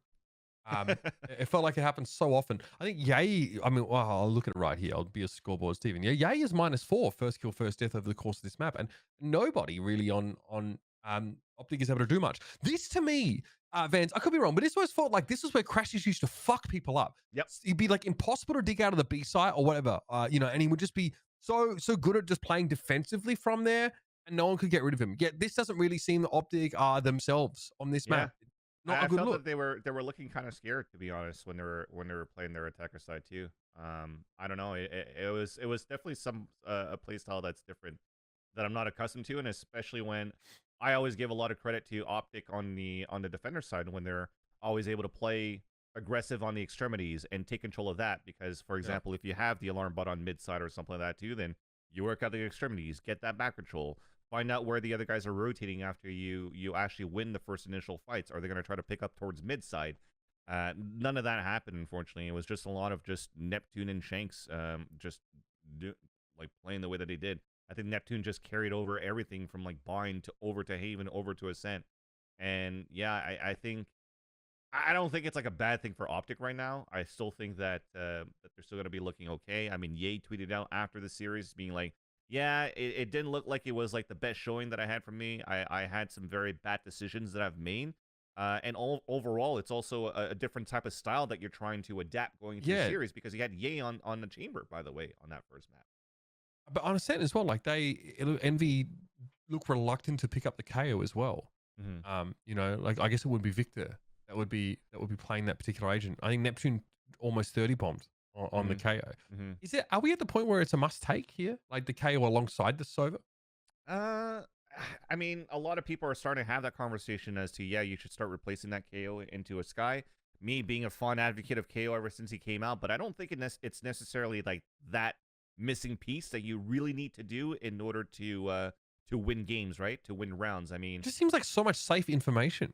Yeah, it is. Safe information, deniability on top of that too. If you're knowing that by getting the information at some point a lockdown's going to come, you know how you could stop that, deny it for another 6-7 seconds for your teammates to rotate. then Yep. it does help into that type of like running on that clock. While Sky is just information based. But I think it's more so also people realizing the kit of how the flashes are a lot better now for KO ever since the update, and it does bring a lot of effectiveness onto the team. But you know, if you play the Sky with the same type of flashes running around flashing around the corner of A site and having your jet dash into the site, it still works pretty well for a map like ACEND. Yeah, so you don't have to slow down. You can try and play fast still with the jet and make some trades happen. I don't know. It's just interesting, just to see like a couple of those teams that haven't been participating at length in like the tier 2 stuff with like slightly different takes on it. I think calling it outdated is an overstep, right? But I want to discuss like some of the philosophies that creates these ancient compositions. Look, it is interesting though. I think, you know, we are. I mean, if I go and look at the top of this fucking ladder, you know, it's the Guard. And XSET, you know, the only teams with wins, obviously, Guard, Cloud9, XSET. Cloud9 look really comfortable. They're a team that's been just jumping in whatever fucking tournament they possibly can. Yeah. You know, on the other side, it's Ryzen version 1. There's only, you know, I don't even like, Jesus Christ, like in Group A, 100 Thieves, EG, and Luminosity on the outside sort of looking in here. And Group B, obviously, it's a tough start for OpTic. They're -5 now. So week 2 coming up. What matchups are you looking for most? If we're looking at this graphic here, like anything really tickle your fancy? Dude, fucking Saturday and Sunday is going to be banger matches, man. You have XSET versus C9, Rise versus version 1. You have NRG versus OpTic. You have 100 Thieves versus the Guard. I think 100 Thieves versus the Guard is going to be a very fun one too, because now the Guard, they played against LG. They won against LG convincingly on the first map, but I feel like these players have kind of like seen each other a lot through like the tier 2 scene in different teams. With 100 Thieves and the Guard, where 100 Thieves barely played any or haven't played any open qualifiers, haven't played any tier 2 tournaments, got invited into the main season, picked up these 2 players. Are they going to be, again, that question mark? Can they actually now hang with the up-and-comers like the Guard? And it's going to answer more to 100 Thieves than it would to the Guard. So I think there's a lot more pressure now, where I feel like even 100 Thieves would be the underdog going into the series against the Guard, in my opinion. I'm actually really looking forward to that match. All right, stick around, everyone. We're going to go to a break. When we come back, we're going to talk about the EMEA VCT, excuse me. A lot of big matches to cover there. Mitch gets to talk. How exciting. Stick around. We'll be back in a second. If you've enjoyed the show, please like and subscribe, and make sure you hit the bell for the future noties, but also comment below with what you'd like to see in our future shows. Welcome back, ladies and gentlemen, to Valoranting. If you just joined us, you missed our recap featuring Vansilli. Just the lexicon of knowledge here. Going over VCT NA. So we're going to expect the same of MitchMan now as we talk about EMEA, because it's fucking impossible to watch all the regions, that's for sure. Listen, really exciting now to see, finally, challenges kick off in EMEA. The content's been fucking sick. Actual content with real-life people in videos. Kind of fucking nice. CIS. Look fucking scary. Straight out of the gates, they look really, really good. Conversely, Turkey, underwhelming, at least in their first week here, Mitch. So, want to get your thoughts as we look at the weekly standings here in EMEA. Just like your high-level takes on what you've seen so far. Okay, so right away, I'll address the Turkey point, right? So you've got the games there, your Gambit Liquid, your Fnatic G2. But looking at the Turkey games in particular, ACEND versus SuperMassive Blaze. We've got World Champions as an opening game. That's a pretty tough one for SMB. BBL up against Guild. Now, okay, Guild maybe don't come with the same pedigree, but they were still incredibly strong from what we saw. And with someone like Gordamenta coming into this team, you've got lunatics like Safe and Trex that he's going to have to try to tame. And then big role players like Leo. Well, I mean, Leo's also just essentially a duelist. The guy clutches out like crazy. And Russ in there is a good role player. You've got a fantastic team. So BBL, I would say they looked underwhelming, but I wasn't surprised that they lost that match. I think they've got a pretty tough opening for sure. But the game's delivered, man. Pretty much everything, or maybe the BBL game, was an exciting matchup. So obviously, straight away, the tone was set by just the production value and the broadcast here in EMEA. I'll throw this to you. I'm not gonna intro what this clip is, but I just want you to all enjoy it if you didn't get to see the EMEA broadcast.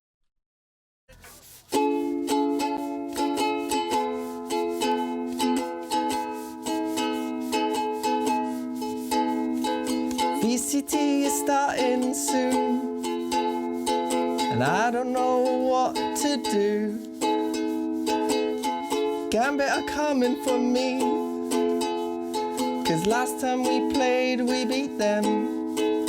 And I know it's hard, and I know it's tough, but Fnatic are coming with the diamonds in the rough. Oh, VCT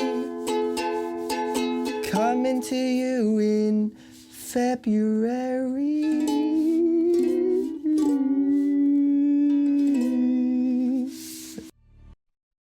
All right. First of all, Boast is cheating because he's using a fretting position that doesn't have to move. He just lifts his fingers. So yeah, that's the beauty of the ukulele. You can just fucking do that shit. Was that freestyle? Did he do that freestyle? I would guess so. Or he would have had a very vague thing, but he does that all the time. You'll see him all the social posts and stuff of him just coming up with songs on the spot, and it works, man. He's got some pipes. I'll say that. He's the kind of guy that's gonna get washed up in a couple of years and become a fucking insane caster. He's no. He's not gonna be a caster. I guarantee you, he's gonna be like a fucking pop star in China. It's 100%. This guy, he is gonna go thousands of viewers when he does it on China. But the thing is, he already does, and he's learning Mandarin like actively. He speaks it pretty well. He has like a whole TikTok community and stuff where he speaks Mandarin and sings Mandarin songs and stuff. So like this motherfucker knows what he's doing. He has grown at an insanely fast rate. Again, when Valorant came out, Boaster might have had like 2K followers or something. And here you go now, over 100K. Like, and look, he makes great content, a huge variety of it as well. And the weirdest thing about him is he is the same on camera, in his Twitter videos, and in person. It doesn't matter when you catch him; he'll never be in the corner of the club, just like texting someone, going, "Hey, what's up, man?" It's always like you walk in a room, he just jumps. Nice. Just energy. It's awesome. Isn't it nice? Because I think it says a whole lot about someone that they can do this. I think it means that you're at peace with yourself, or you're very comfortable with yourself. And I think that not very Valorant related, but I think that's actually in short supply. So whatever Boast has experienced in life that's allowed him to sort of tap into this sort of power, it's a force for good. He draws people to him. So yeah, obviously good on him. It's awesome because I genuinely think anybody could go up to Boaster and say anything, like demean him, insult him in whatever way, and he'd just go, all right. Like he's so chill, which you have to be as an esports player because people do that. That's the sad thing. And look, I think it's very smart, that Ryan to give him a chance to also, sort of feature on broadcasts like this. There are a few players like this dotted in Western esports that have personalities and aren't afraid to show them. So obviously keep that up. Real funny stuff. But let's look at the standings here, right? We have once more, okay, because we can talk through this. I think we've just got the results. Is that what we're showing? That's fine. So I can obviously, as a result of this, the standings are as such. Not much to say because it's 3 teams with wins and 3 teams with losses. But right now the teams with wins in Group A are Navi, Gambit, Fun Plus, Phoenix. Group B, it's ACEND, Guild, and Fnatic. Let us begin with the very anticipated matchup of Fnatic versus G2. This G2 look now with, I guess with Kellogg's a fixture without Mixwell, right? With Nukia and Kellogg sort of burying the hatchet. I'm getting over their very minor issues as I understand them to be really. It just wasn't a big deal, got very overblown. Mm-hmm. Maybe overblown because they just talked about it publicly. Who fucking knows? But let's talk about Icebox here. This is obviously how it began. How are GT looking now with this newer look here? Because Fnatic get off to a decent start on the attacking side and they get kind of shut down. Both teams seem better defensively here. Yeah, that was definitely a feature of this matchup. I felt like, Fnatic, they got off to a good start, but they won both pistols as well. Like the leg up they had in this series, or in this map in particular, was pretty significant. And it became kind of a recurring theme as the game went on. They opened Ascent with a pistol as well. But the thing about Icebox for me was that in the buy rounds, it did not feel like this was a one-sided game. If anything, I felt like G2 came out of the first half, even into the second, they were looking like they were commanding the game, despite it being maybe 8-8 or 8-9. And then I just ran away with it. They shut them out on the defensive side, and it was like there was literally no answer. Now, when you take a look at what G2 are rolling with, they're trying to roll back the years a little bit. The big thing for me was Kellogg's. He just wasn't there in a lot of these duels the way that he needed to be. It's not like Durka was dominating in them either. The excuses of why Fnatic would win an Icebox, for me, would would be that Kellogg's wasn't there and Durka was destroying and had free reign. That wasn't even necessarily the case. I just think this was a G2 that was underprepared on Icebox, which was a weird scenario considering it's G2 and they were so strong on this. But they yeah, changed so much of their role too, right? Like Nuki it's so many has to things. now play Silva. They can't play any Rays. I mean, naturally, obviously, like shifting off agents like that, it's something that, and like we discussed earlier with Garett, it's you can't use it as an excuse as a pro player, you know. Sure. If you come into a different map, you field that comp, you're telling me you've put however many hours in, this is the comp you're going to play. I'm not going to sit there and say, oh, well, if you ran the other comp, you'd be a better team. Because, no, you don't get that wiggle room when you're a professional player at this level. But especially as Nuki, the dude plays Sova all the time. But look, all in all, for me, this matchup was, it was a weird start to it with Fnatic winning both pistols. And G2 looking like they were still going to win anyways. And then Fnatic finding themselves towards the end. That tight map, that I said, you know, felt like a close game, only got exaggerated when we came to ACEND. 13-11 finishing off in G2's favor. Again, they open up losing the pistol on the attack. But what was worse was they lost pretty much everything. I mean, this was a 3-round attack side from G2, and they end up coming back into it to win without even needing an OT. That's absolutely nuts. And it was the man we just talked about. You know, I'm saying, this guy kind of knows how to play a Sova on Icebox. He sure as shit knows how to play it on ACEND. I think, yeah, I mean, Nuki, insane performance from him. I think where he goes 25 and 14. Yeah. But what stuck out to me was that neither team was able to really string these attacking rounds together. Again, not unlike Icebox, both teams much more comfortable defending. Fnatic were capping on attack on ACEND. They look fucking scared on attack. Mm-hmm. They didn't take any mid control. I don't know. I haven't seen a single owl drone or anything up mid, and then a jet falling behind just to try to pull a rotation out towards mid side. I think every time you try to do a set hit for Fnatic into G2 side on A, well, they had to go against a Meadow all the time that had his full kit and full utility in sight all the fucking time. Like I didn't really enjoy what I saw from Fnatic on the attack side on that map. Okay. I feel the same. Yeah, they were terrible attack sides. The thing I'll say, Bravaf, he maybe didn't have the best ACEND map, but he seemed to fit in the team really well. Sure, when we talk about the Sova drones and stuff, then not being there for the mid control, 100% with you. I do feel like that was more of an overall decision from Fnatic than something I would directly put on Bravaf, as maybe some people out there in the community do. You know how people are. Sure. But yeah, I think he slotted in really well. You could see the executes when they were there more so towards the end of the day than middle of ACEND. Certainly on the attack side, they looked very well rehearsed. They looked very clean, and it was a nice start for him as well. I think individually he was doing quite well. We talk about Split briefly because Avova is playing Omen on this map. What are your thoughts? Well, no good ones about the Omen in particular. No, look, it's not an agent I'm a huge fan of on this map anymore because there's just so many more agents that bring value to it.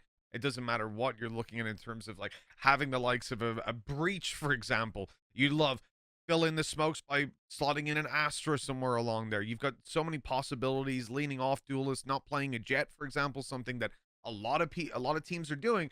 Which means that if you're playing a Jet, you better justify it to me. You know, you better be putting up those numbers because we're losing a lot now. And, don't give me the shit that, and we need it to entry. No, you've got to raise. You don't need it to entry. Like, you're still playing that second duelist who can do the things that other teams are using her as a primary for.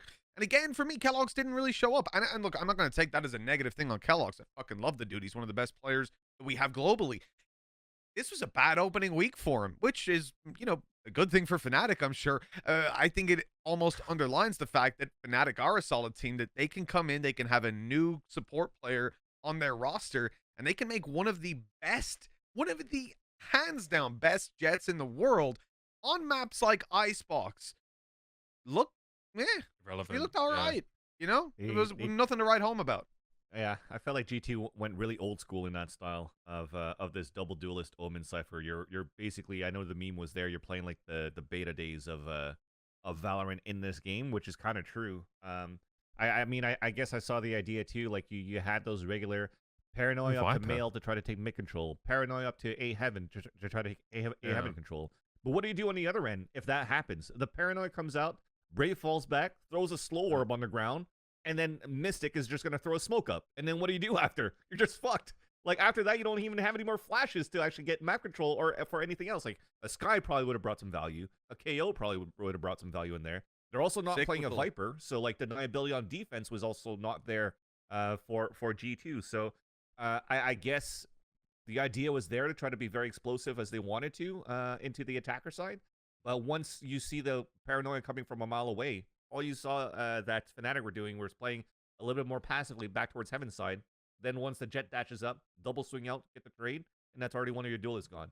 So that it makes it very, very hard for them to go for split sites. I think when we had, I think it was around where it was like a jet dash, and then you had a satchel charge come up into A Heaven on B side. Then you finally had a backstab kill coming in from their Raze player. And then finally we saw something coming from Nuke, and then that helped them win the round on one of their attacker sides. But that was pretty much it.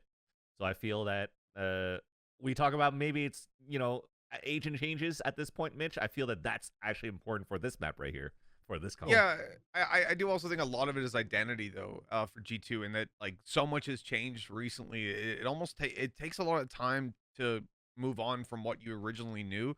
Like, you're going to go back to what you're comfortable with when you're having new IGL step up, when you're losing out your Mixwell, which, as we talked about earlier, it's very important to have those players who have the experience, who have those years and years of knowledge. And I think very, very few people in this world will come close to bringing what Mixwell did to the team in that department. So G2 have a lot of identity issues right now that they are working internally to solve.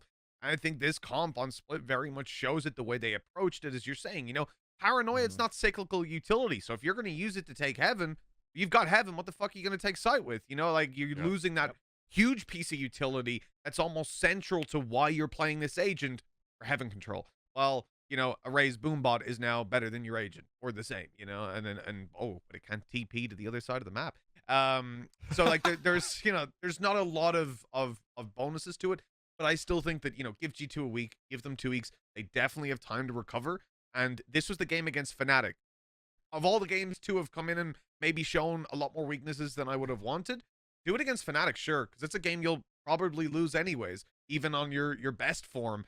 Just the rest of the group now, there's going to be a little bit more pressure on them to really wake up. Nuki, obviously, yeah, the important round's not going in favor of G2. This is his tweet not long after the game. We live, we learn. Yes, you're in a league structure, so you can afford to make these mistakes.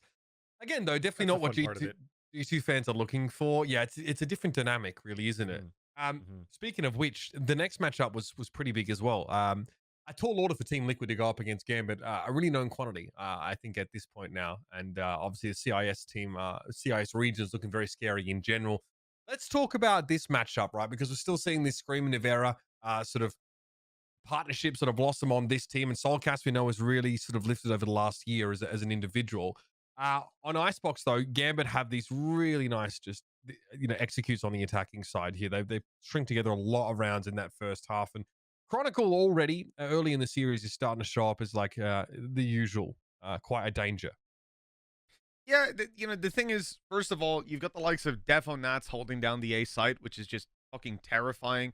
Constantly having to run into, like, an operator of Defo who is going to kill one of you, probably 2 or 3. This guy was getting aggressive without a dash up towards Nest and just pushing them down at times. And it's the varied aggression of Gambit that they've started to add in. You know, we're not necessarily seeing the same. Well, we'll talk about it as the series goes on, I think, especially as we get into Breeze. But we're not seeing the same face to Gambit as we have in the past, and I'm loving it. I think Chronicle, especially, though, yeah, he's been a consistent fragger for us. I've always said, though, Defo is one of the best players in the world, and I have not seen him reach the peak that I've seen in scrims again and again. When we used to scrim this guy, I recall a bind where I think we got like 3 rounds or something, and genuinely, he had 40 kills by the end of a scrim because he just ran. He would run showers, he would run mid, and literally you would be like, all right, they're pushing us every round. 3 players. Let's 3 players line up here. He would run out and just fucking three bullet headshot all of you. You're like, oh, okay. What do you do? How do you beat this guy? You know, if he's got a blade storm, he's unreal. I think because he's a very young player, as he grows up into this game, as more time under his belt, and gets more used to playing on the international stage, shit, he's already got titles under his belt. The more comfortable he gets over the years, I think he's going to become one of the main stars for this team when the likes of Nats and stuff move towards more I don't want to say mediocrity, but compared to where they are now, I think Nats' role play is really good. His flank play is incredible. But now what we saw this weekend, not going for as many of those aggressive flank plays. We're seeing even some obviously he's played in the past, he's played some Sage, but we're seeing him be far more with the team. And the point on Icebox was, you're not going to be planting lurking. Yeah, exactly. Nats' job on this map before was to get behind you and fuck up your day. That was his whole job. And we saw it against the best teams in the world. He was walking behind Kitchen and just backstabbing them. No one had a clue how he'd gotten there. Now he's the first guy in. He's walling and planting.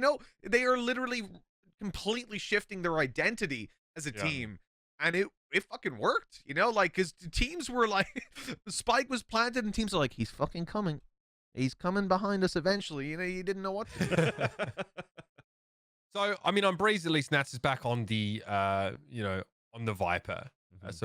Again, back off the Sage here. This is, Gambit runs away with it big time in the second half, I think, on their defense. Really hard to penetrate here for TL. What goes on with TL having a pretty competitive sort of first half? I think it's 7-5 in their favor. When it's time to start hitting some of these sites, they fall apart. Yeah, but what you'll notice is Gambit didn't really die in the choke points or in aggressive spots at all. Again, contrary to their previous strategy of you push A, we push behind you on A and kill you before you've even made it out of main. Now they're in a situation where they would actually give up some space. Maybe even what you're seeing here on this A site, they had a retake wall down.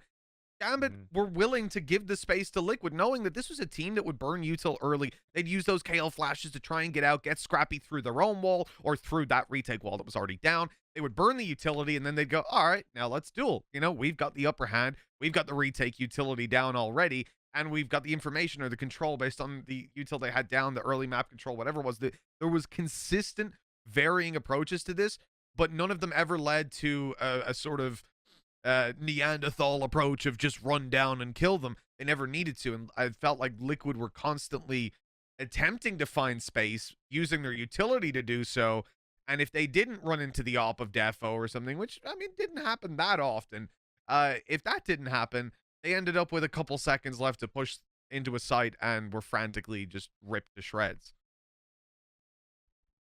You can see here, this is obviously that second map, that Breeze outlet, and a tough one there for Team Liquid. Again, look, I don't know how upset their fans are really going to be. That's a very tough matchup. I think, a lot of these CIS rosters are looking really strong. I'd say one of the CIS rosters that maybe, geez, it's not really a CIS roster anymore. I guess it is still mostly, was FPX, right? Team that has looked pretty shaky. Still, we don't really know exactly where they sit in the grand scheme of things. They go up against Big, which is definitely not really like a known quantity as far as the average fan is concerned. Bind, wow, I mean, tough one for FPX here. Not a great start for them. No, not really. Look, opening up on Bind, having the battle of the brains, shall we say, your Angel versus your Gobby, I wouldn't say I was leaning heavily towards FPX, even though this was Big's map pick. Like, you want to come in favoring the team that picks it, whatever, but FPX were just the favorite team in this. I was really shocked when I saw things go down like this. A lot of the time, you 13-7, I'll say, oh, maybe they won both pistols. Nope, things went fairly even there. Attack side, FPX didn't really get the ball rolling, but they didn't have time to. That first half was weak. We're getting rolled, and it's really concerning to me when you can have someone like Twisted, right? He's a young player coming through, has a lot of promise around him. Obnox, I wasn't familiar with before, but this is what Gobby does, right? He finds young German talent, and he builds them into superstars or at least into players. Aslan, Italian player, former COD player, and obviously we've seen him in Valorant for a long, long time. He's been on this big roster for pretty much all of his of its run, but never really had the success with Gobby. Caspa coming in as well, wasn't really too impressed with him per se, but I don't think there was nothing negative either. I think a player to keep an eye on for sure. Overall, this big roster impressed me though. Yeah, 13-7, really, really strong result. Attack side led to constant pressure on these FPX players who previously, with the core roster, with Angel IGLing, this is their map, right? Find was something that, and when Big picked it, although it's a good map for Big, it seemed like a huge risk. I remember the days that FPX were pulling out the Viper for the first time, as in first time that we would just get to see it at all. It was incredible. And it was Angel doing that back then as well. But this was old FPX. And I think the problem they've always had is that they have got some world-class players, but they trip themselves up by overthinking it. Feels like they give their opponents almost too much respect sometimes, where if you give someone like Artis a duelist, or you give someone the freedom to play these aggressive duels, like for Zipan to go out there. Well, the key thing before was when you would have players like Xiao, and he would be stuck on a Sova or on an Astra or something. Whereas if you genuinely give this guy a heads-up duelist, he has proven time and time again he's one of the best in the world. He was playing Astra on this map as well. And I feel like, you know, I want to see these guys stop thinking. You know, I want to see them go back to. I mean, they could move to NA for a month. Isn't that maybe the point about bringing artists into this team? The motherfucker looks like he never speaks, especially before he opens his mouth. He walks on water in this game. That's for sure. Yeah, no, but honestly, I think bring artists into the team, get him a little bit crazy. As I said, I want to see him maybe going to duelist. That was like the opening of the day. We were making that point again. We go on bind. We're like, okay, yeah, we'll see a little bit later on. Be cool to have. And then we went to Haven. We got to see what FPX with a little bit less thinking, a little bit more shooting can possibly look like. And Artis, well, he made a fucking show of it. He was 27-14 by the end of it. Zipan 22-12. Do all the heat maps and analysis you want. That tells you all you need to know there. The duelists were dueling, and they did a pretty good job of it.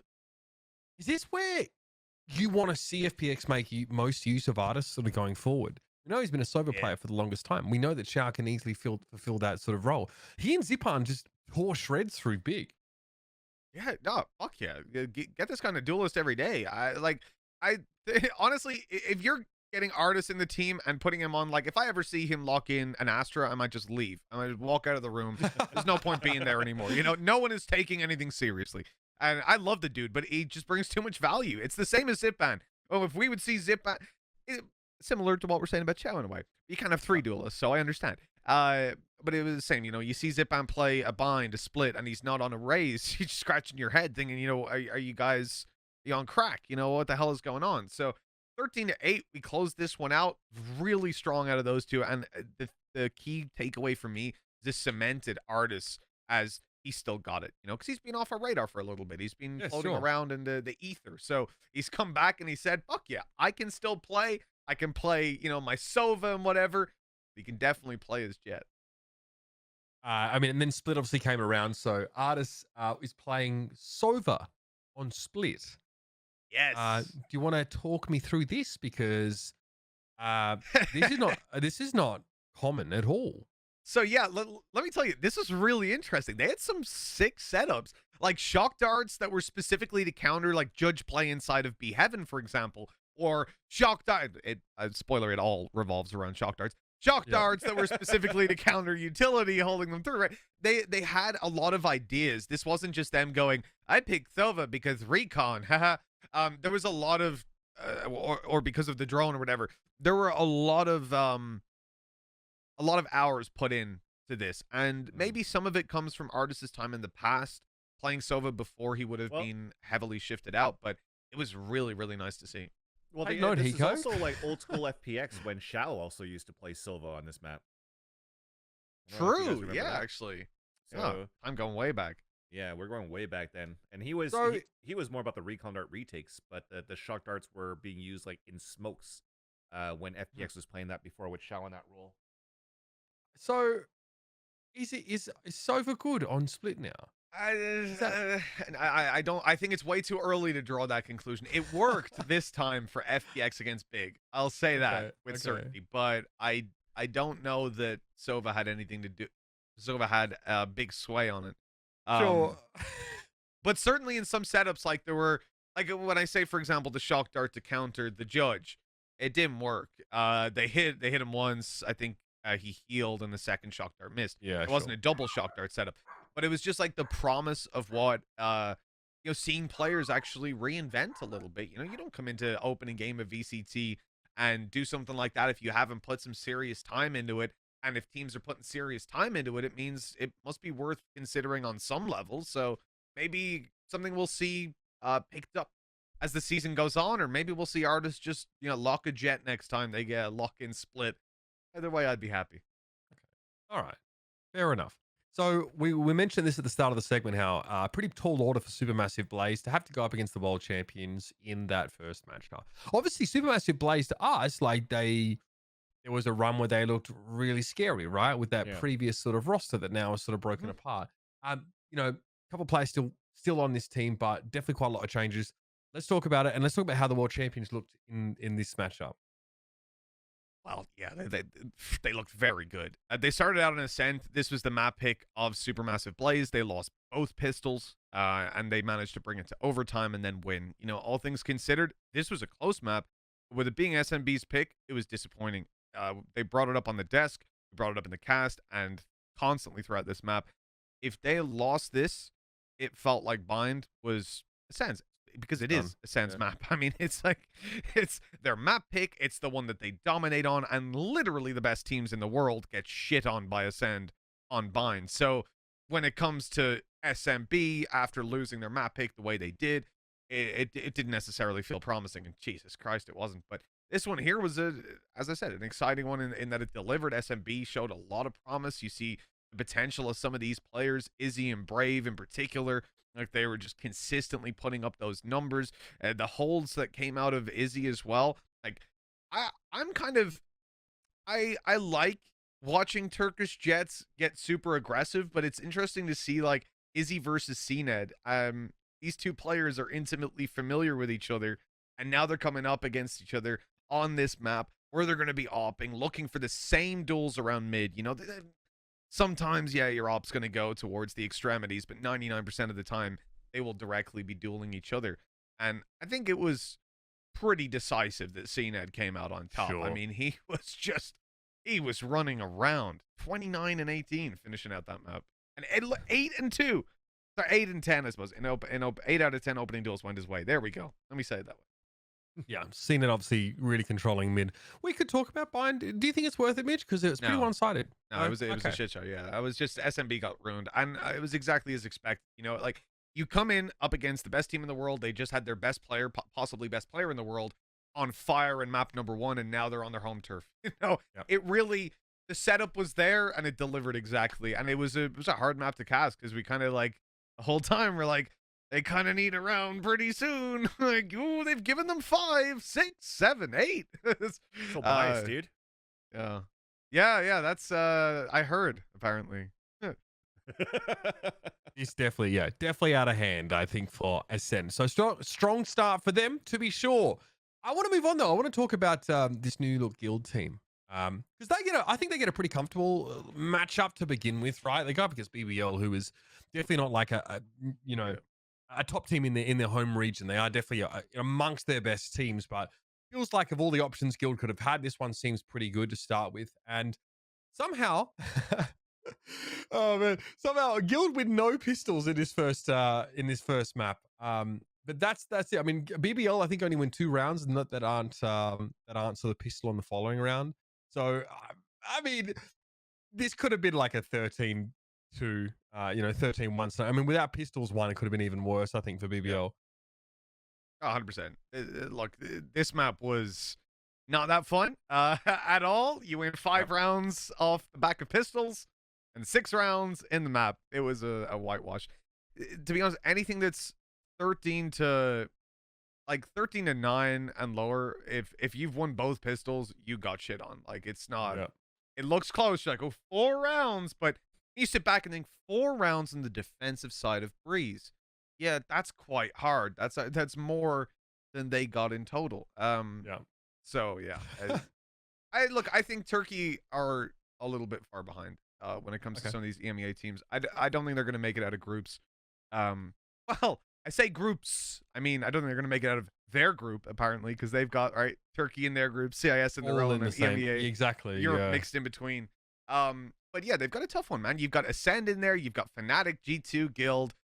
The way these teams played on opening day makes me think that they're they're locking in their place on the bottom of the bracket. And I hope that's not true, because we know that these guys are sick.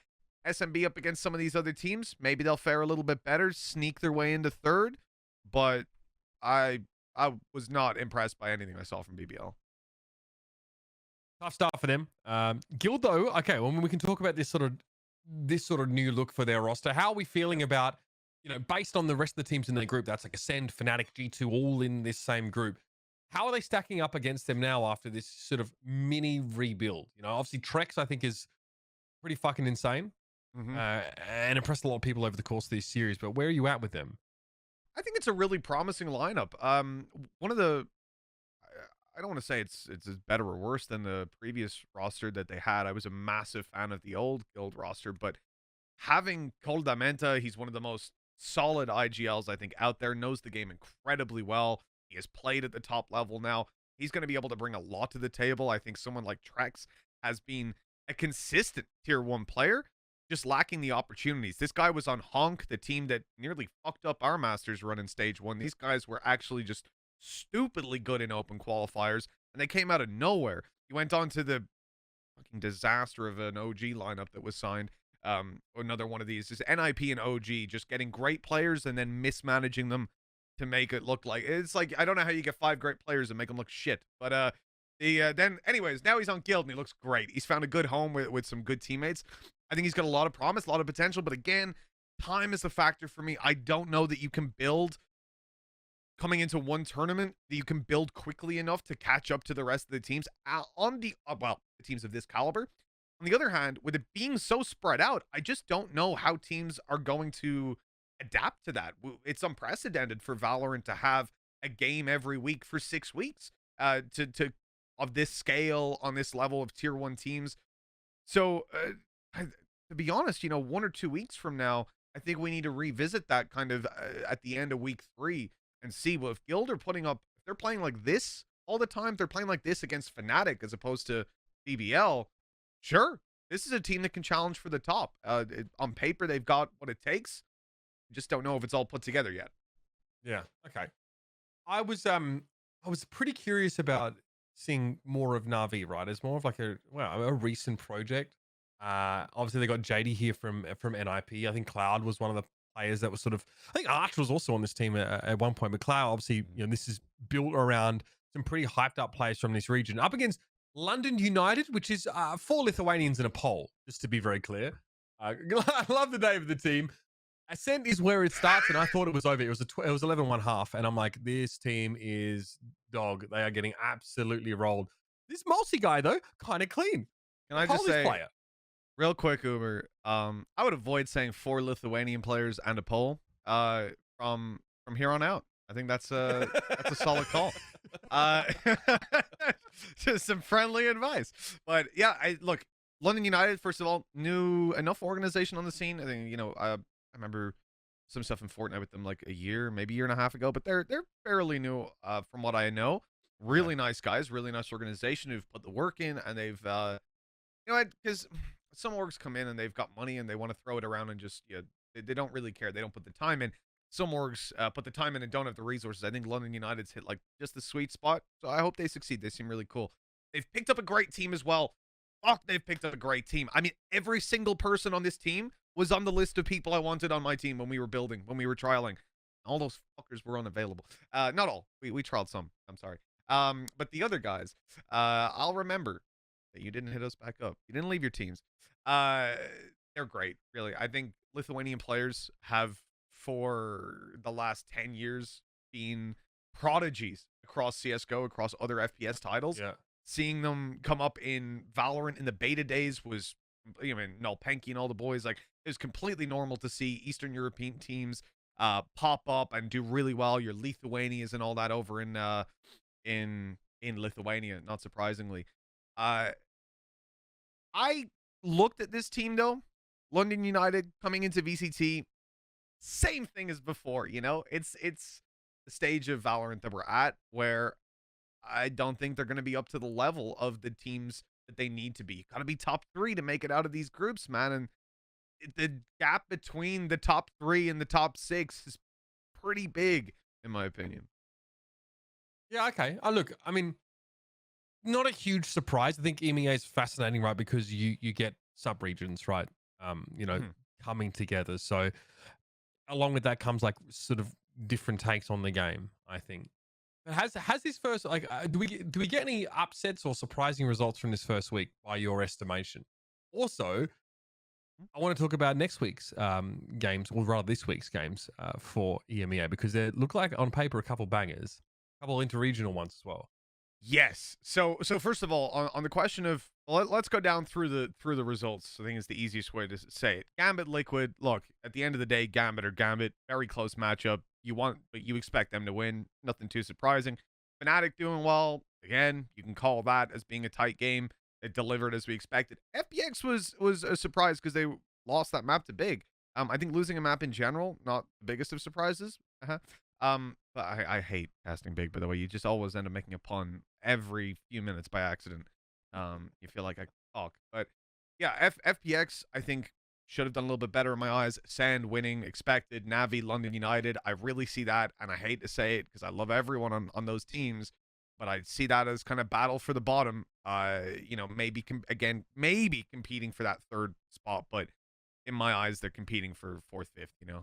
Which is sad, but hopefully I'm wrong. And then Guild, again, I expect them to beat BBL. Turkey hasn't delivered on the international stage for quite a while. SMB being the only team back in the day with their old iteration that did, and then they fell apart. So, I mean, a region that definitely needs a little bit more faith to be, or needs to earn a little bit more faith. But you're saying about next week? Oh, the games are going to be good. So yeah, we got FPX Gambit right off the bat. I mean, it's making me feel like I'm rewinding time even seeing that. Guild, Ascend, Team Liquid, Navi, that's going to be the test. If you talk about Navi as having potential, they did okay versus London United, sure. You do well against Team Liquid, and then maybe you are fighting for that third spot. Fucking hell, man. This is looking fucking sick. Oh, man. Okay. Yeah, EMEA is definitely heating up, ladies and gentlemen. Both NA and EMEA are looking real good. What Vans? What? I'm just saying NA is better still. Oh, okay. For fuck's sake. Well, look at those fracture comps we had on the screen a few minutes ago. What are you talking about? They're bad. Lunatics. I'm not gonna lie. I mean, we had some kind of weird. I mean, let's not talk about the G2 split comp. That was kind of fucking wacky. All right, okay, yeah. I take your point. Listen, both regions are. Look, we're ideating on a few possibilities, guys. All right, both regions testing stuff out. We're still a little ways away from the first Masters. We're in a league structure without, the immediate risk of being knocked out for losing a game. So we can try these things out. Okay, both teams are sandbagging, both regions rather. That's fine. I'm quite happy to subscribe to that theory, guys. Thanks for joining us again, everybody. Yeah, obviously much of the show packed with our kind of lightning fast review of the games over in EMEA and NA. Do recommend you dive deeper and actually watch those games if you're interested in any. I think in the future we'll try and look at a way of like highlighting a specific matchup and maybe going into like a bit more detail. But if we want to not go for like 3 hours, we have to be pretty sort of quick as we go through it. So we'll work on that. Don't hesitate to give us your feedback either here in chat or obviously in the YouTube comments. And while you're there, obviously give us a like, subscribe, hit the fucking nerdy bell so you know when the VODs get put out. Again, looking forward to seeing you guys next week. Big thanks to Garett Bambrough for joining us today as well. Of course, GM of Pittsburgh Knights. Again, the breakdown's happening tomorrow. All right, everybody, as per usual, 12 p.m. PT Pacific time, of course, here on this very same channel. So if you're already following, you're already subbed, you're going to know about it. It's going to be me and Sir Scoots. We're going to break down some of the ridiculousness that we always seem to get every week in esports. So a bit less of a focus on Valorant, although we do sometimes touch on those topics. We try and zoom out a little bit more and look at the region as a whole. Fans, Mitch, thanks for joining us. Thank you, everybody in the chat, for joining us. We'll see you next week, Tuesday, 11 a.m., PT. More Valoranting. Until then, stay tuned and enjoy VCT.